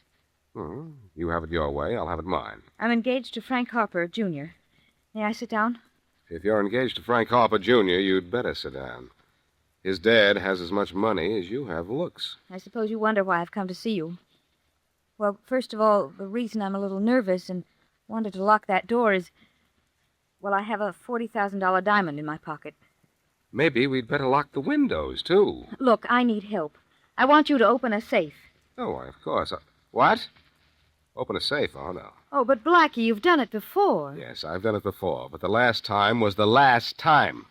Besides, I have a date with Mary Wesley tonight, and she comes before safe cracking. You don't understand. I don't want you to steal anything. I want you to put something in the safe. Oh, no, gorgeous.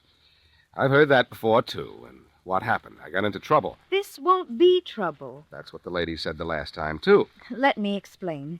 Frank's father owns the Harper diamond, the diamond I have in my pocket right now. Frank gambled the diamond and lost it. Then what's it doing in your pocket, and what's that got to do with opening a safe? Frank won back the diamond last night.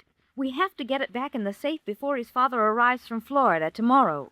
Well, if Frank Jr. got it out of the safe, why can't he put it back into the safe again? Got it out of the safe when the safe was open. It was accidentally locked by one of the servants the other day, and Frank Jr. doesn't know the combination. That's why you have to put it back. You don't need a combination. No, but I'll get one. A combination headache, pain in the neck, and brush with the law. A fellow named Inspector Faraday would just love to get me for a safe job. But how can there be any trouble with this? All you'll be doing is putting it back. I don't know how there can be any trouble, but there always is. Won't you do it under any circumstances? Please, please help me. Did Frank Jr. send you to me about this? No, this was my own idea. But I know he'll want you to do it if you will. Well, you get me a note from Frank, not only giving me permission to open a safe, but stating all the reasons why he wants it done. Then I'll have something to show Faraday in case. All right. If the note you get me is satisfactory, I'll open the safe. If it isn't, I won't. That sounds fair. Will you take the diamond now? I'll take the diamond when you give me the note. All right, you come to the house tonight. Be there at, say, 8 o'clock. I'll meet you outside and give you the note. I'll be there. Then it's a deal. Yes, it's a deal. But I have a hunch the cards are coming from a peculiar part of the deck.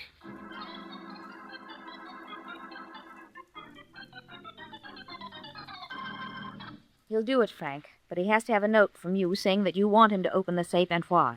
No, I can't do that. If I put this thing in writing, he can blackmail me forever. You can trust him. I can't trust anyone. Don't look at me when you say that. Oh, I didn't mean you, Mal. You'll have to take a chance on Blackie, Frank. Your dad will be back in the morning. You'll have to write that note. Wait.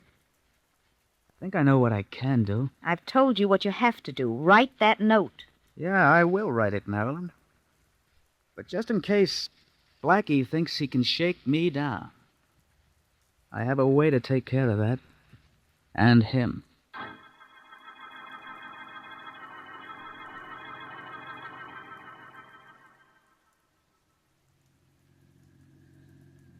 But, Blackie, this isn't where we're going. This is my apartment building. Then you'll feel at home here, Mary, because this is where you're going. Oh, no, I'm not. I'm going out to the Harper's house with you. Look, you want me to keep that 9 o'clock date, will you, don't you? You better. Of course, what you really ought to do is go home and go to bed with that cold, darling. I haven't time, but be a good girl and wait for me in your apartment. What's keeping our date got to do with my not going with you now? If there's trouble, I can get out of it in an hour. If both of us are in trouble, it'll take twice as long. What kind of logic is that? Bad, but you're going to be good and wait for me here. Oh. I'm going up to the Harper's house now. See you at 9 o'clock.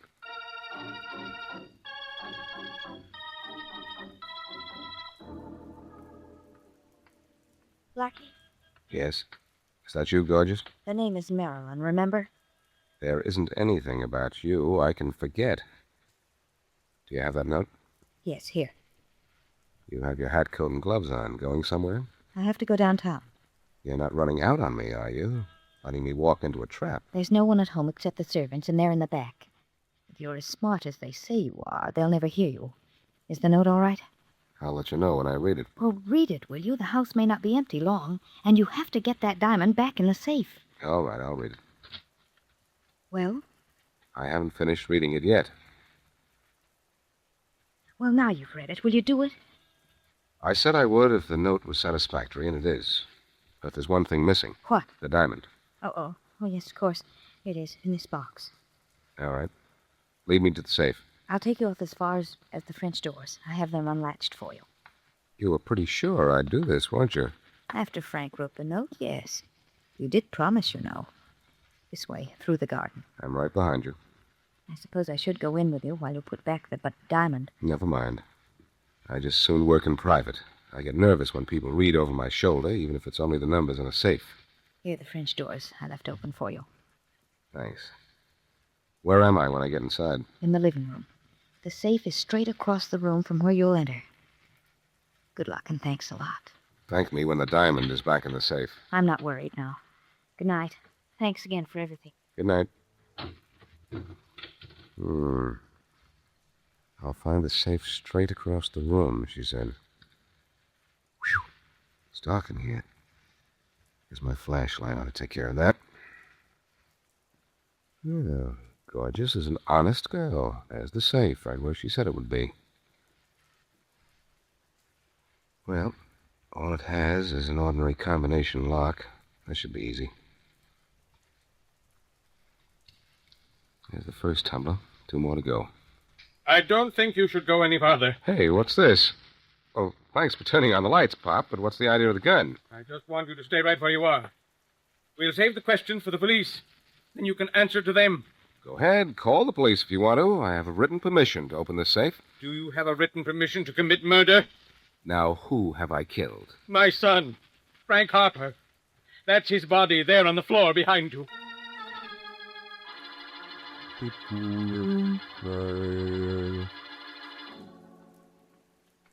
Gosh, Inspector Faraday, the Harpers sure live in a big house. Oh, this is just their townhouse, Rollins. You should see the shack they have in the country. Oh, no kidding. Come on, let's go inside.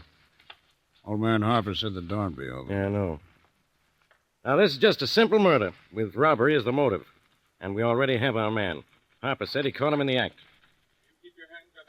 Well, this way to the living room, I guess. This is the kind of a case I like. No problems, no complications, no Boston Blackie. I should be home in an hour. Hey, Mr. Harper. In here, Inspector. Good work, Harper. Well, Rollins, it's certainly going to be great not to have Blackie around.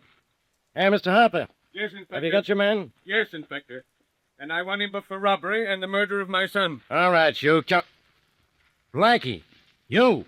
Now, don't be disappointed, Faraday. If I'd been 10 miles from here, you'd have accused me of this sooner or later. Well, you finally got caught, huh? Go ahead, Faraday. Give me the old 1, 2, 3, or can't you count that high? Even your wisecracks don't bother me, Blackie, because this is the happiest night of my life. Ha ha.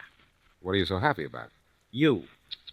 I'm awfully sorry. I tried so hard to make you miserable. Come on, Blackie. You're under arrest. Poor Faraday. I can't let you be happy any longer, I guess. Here, look at this.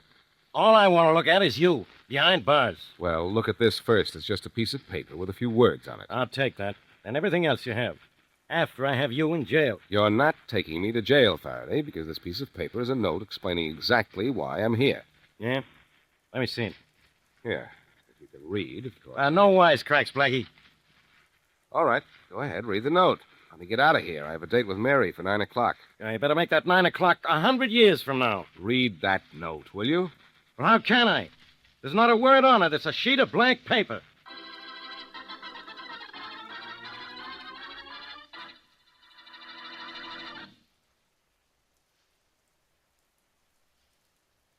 And now back to Boston Blackie.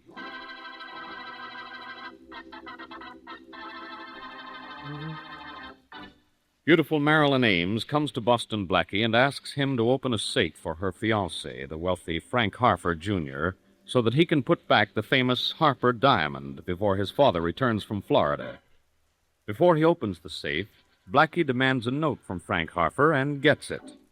While he is opening the safe, Blackie is surprised by Frank Harper, Sr., and is held at gunpoint for attempted robbery and the murder of the younger Harper, whose body is found lying on the floor near the safe.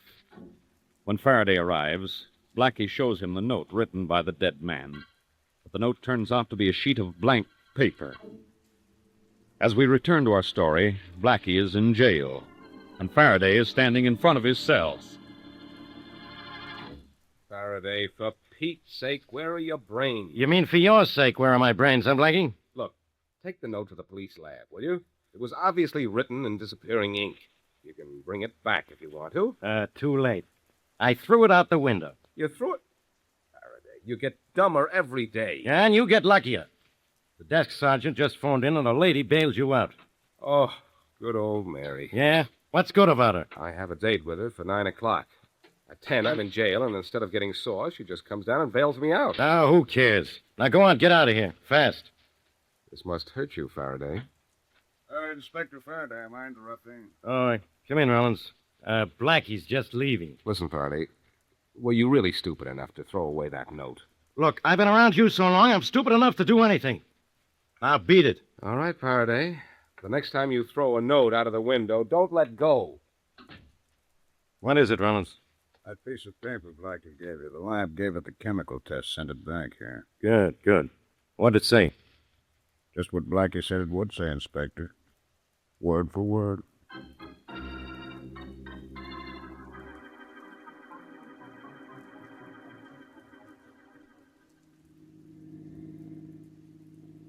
Look, gorgeous, I like your car. I like your looks.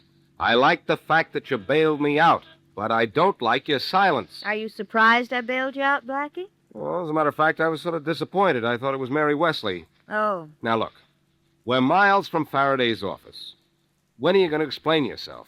As soon as you've thought up an alibi? An alibi, Blackie? For what? For where you were just before you handed me that note. Do I need an alibi for that? Frank Jr. was obviously killed sometime after he wrote that note and before I went into the house to open the safe. You were with him most of the time, weren't you? Most of the time, yes. But I waited outside in front of the house for you for almost 15 minutes. That's not a very solid alibi, is it? Look, why do you think I bailed you out of jail? I had to do something to prove I'm on the level. No, you got something there. Wish I knew what. Why did you tell me Frank's father was in Florida? I didn't know he was back in town. He was supposed to come in on the 10 o'clock train tomorrow morning. Well, people have taken earlier trains, but... what about the note? Did you know it was written in disappearing ink? No, but when Frank wrote it, he was afraid you'd use it to blackmail him. Imagine someone not trusting me. I begged him to trust you, but he wouldn't. He said he knew of a way to write the note and still make it safe. Somebody should have taken away his Junior G-Man set when he was young. I hope he didn't think disappearing ink was a new trick. Frank wasn't too smart. Well, what did he do stupid besides getting himself killed? He gambled. That's why he took the diamond out of the safe. Why did he gamble the diamond? Scotty Jeffers, who owns the gambling house where Frank played all the time, wanted the Harper diamond. Now, as I understand it, Frank lost it to Jeffers, then won it again. Would Jeffers murder Frank to get it back? I was coming to that. Looks like I got there first. Would you investigate Jeffers for me? I can't get in Jeffers' place. It's private. But you can get in with me. Oh, all right. Well, we'll have to take Mary Wesley along. I had a 9 o'clock date with her, and it's 10:30 now. No, they won't let me in if I bring too many strangers. You and I are going alone. All right. But drop me by Mary's place for a moment before she drops me for good.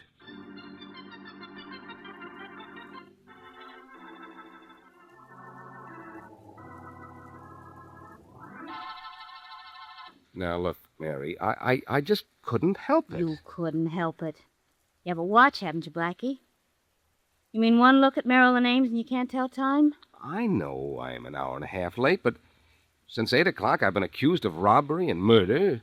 I've been jailed, bailed out. I found a suspect. You done more than that other times and you've been on time. Look, I'm sorry. Oh, darling, I'm only teasing you. What's an hour and a half? It's only a measly 90 minutes. And I'm sick and tired of waiting, so let's go. Mary, you'll have to wait a little longer. Nope. Not one more minute. Look, Mary, I have to go to Jeffers' gambling house with Marilyn Ames. I'm working on a clue. Well, why can't I go with you? Because it's a private club and you can't get in. Oh, can't I? You know you can't. And don't embarrass Miss Ames and yourself by trying. Now, wait here for me like a good girl, and I'll call you up in an hour. Oh, all right. I'll wait 1 hour, but no more. Look, Mary, if it takes me longer than an hour to call you up, you can call me down.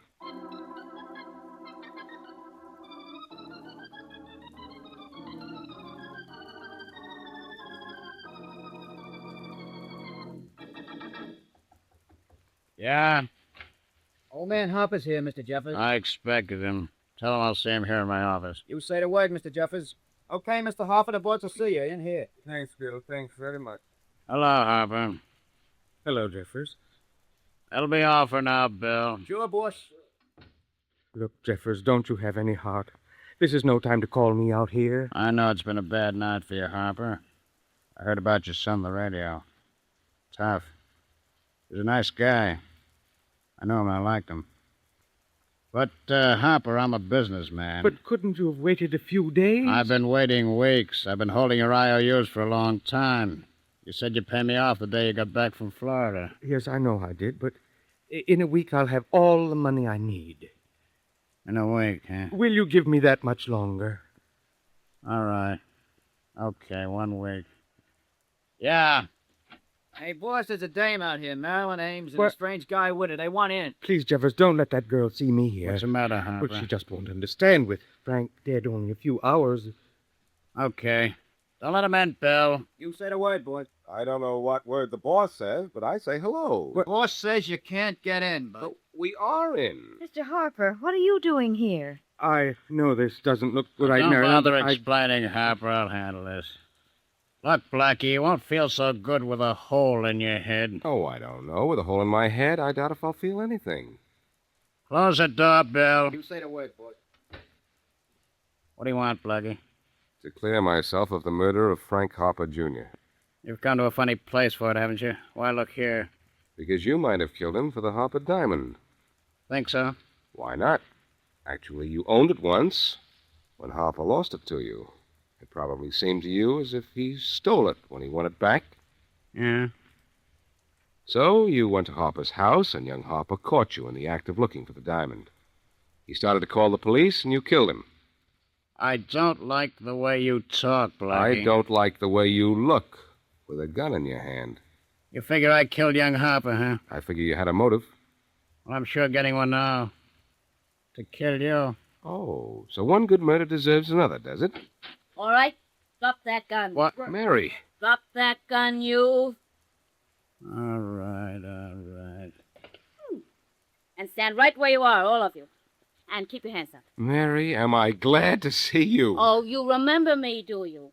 The little girl who couldn't get in. Well, how'd you do it? Never mind that, Blackie. Just hold the gun on these men, will you? Sure. How's this? It's wonderful. On account of this gun I'm holding in my pocket is a lipstick.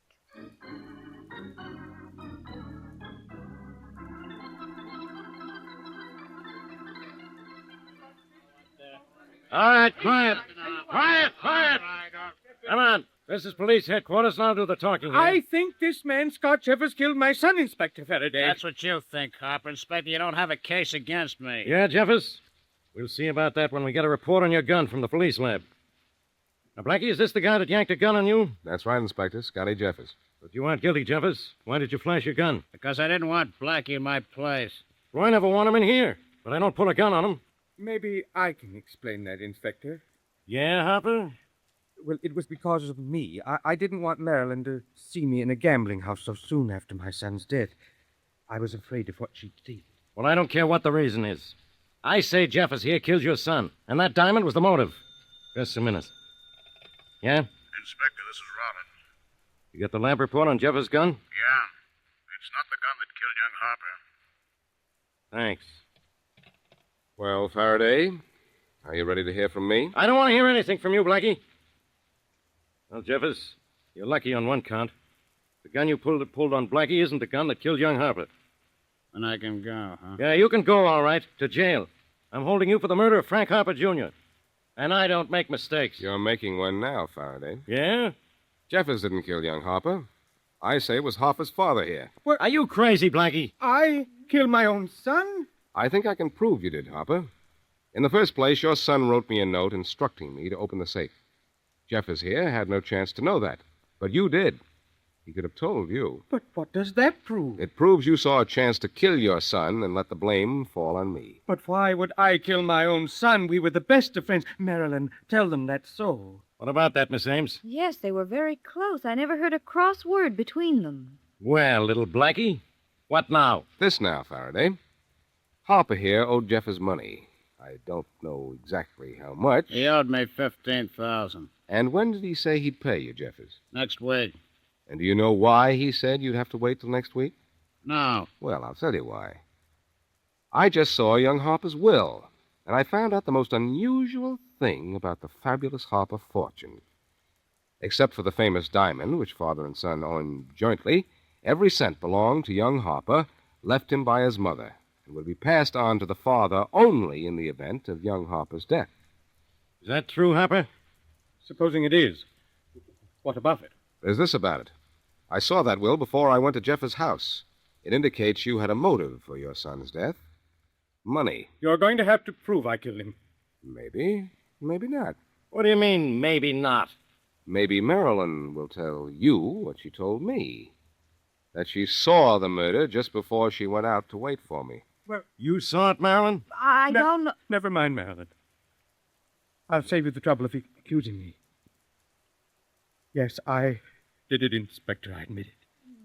You killed your son? Yes, I did. What made you think you could get away with it? My son told me about the note he'd written Blackie. I saw a chance to kill him and have Blackie blamed for it. But now I admit it. I did it. I didn't think anyone saw me or would find out about the will. It's a good thing I thought of that will, Harper, and thought maybe Marilyn saw the murder. What do you mean, thought, Blackie? Didn't you see the will? And didn't Marilyn see the shooting? No, Faraday. No to both questions. And Harper, I suppose the lights were on when you killed your son, but looks like you were caught by a couple of shots in the dark.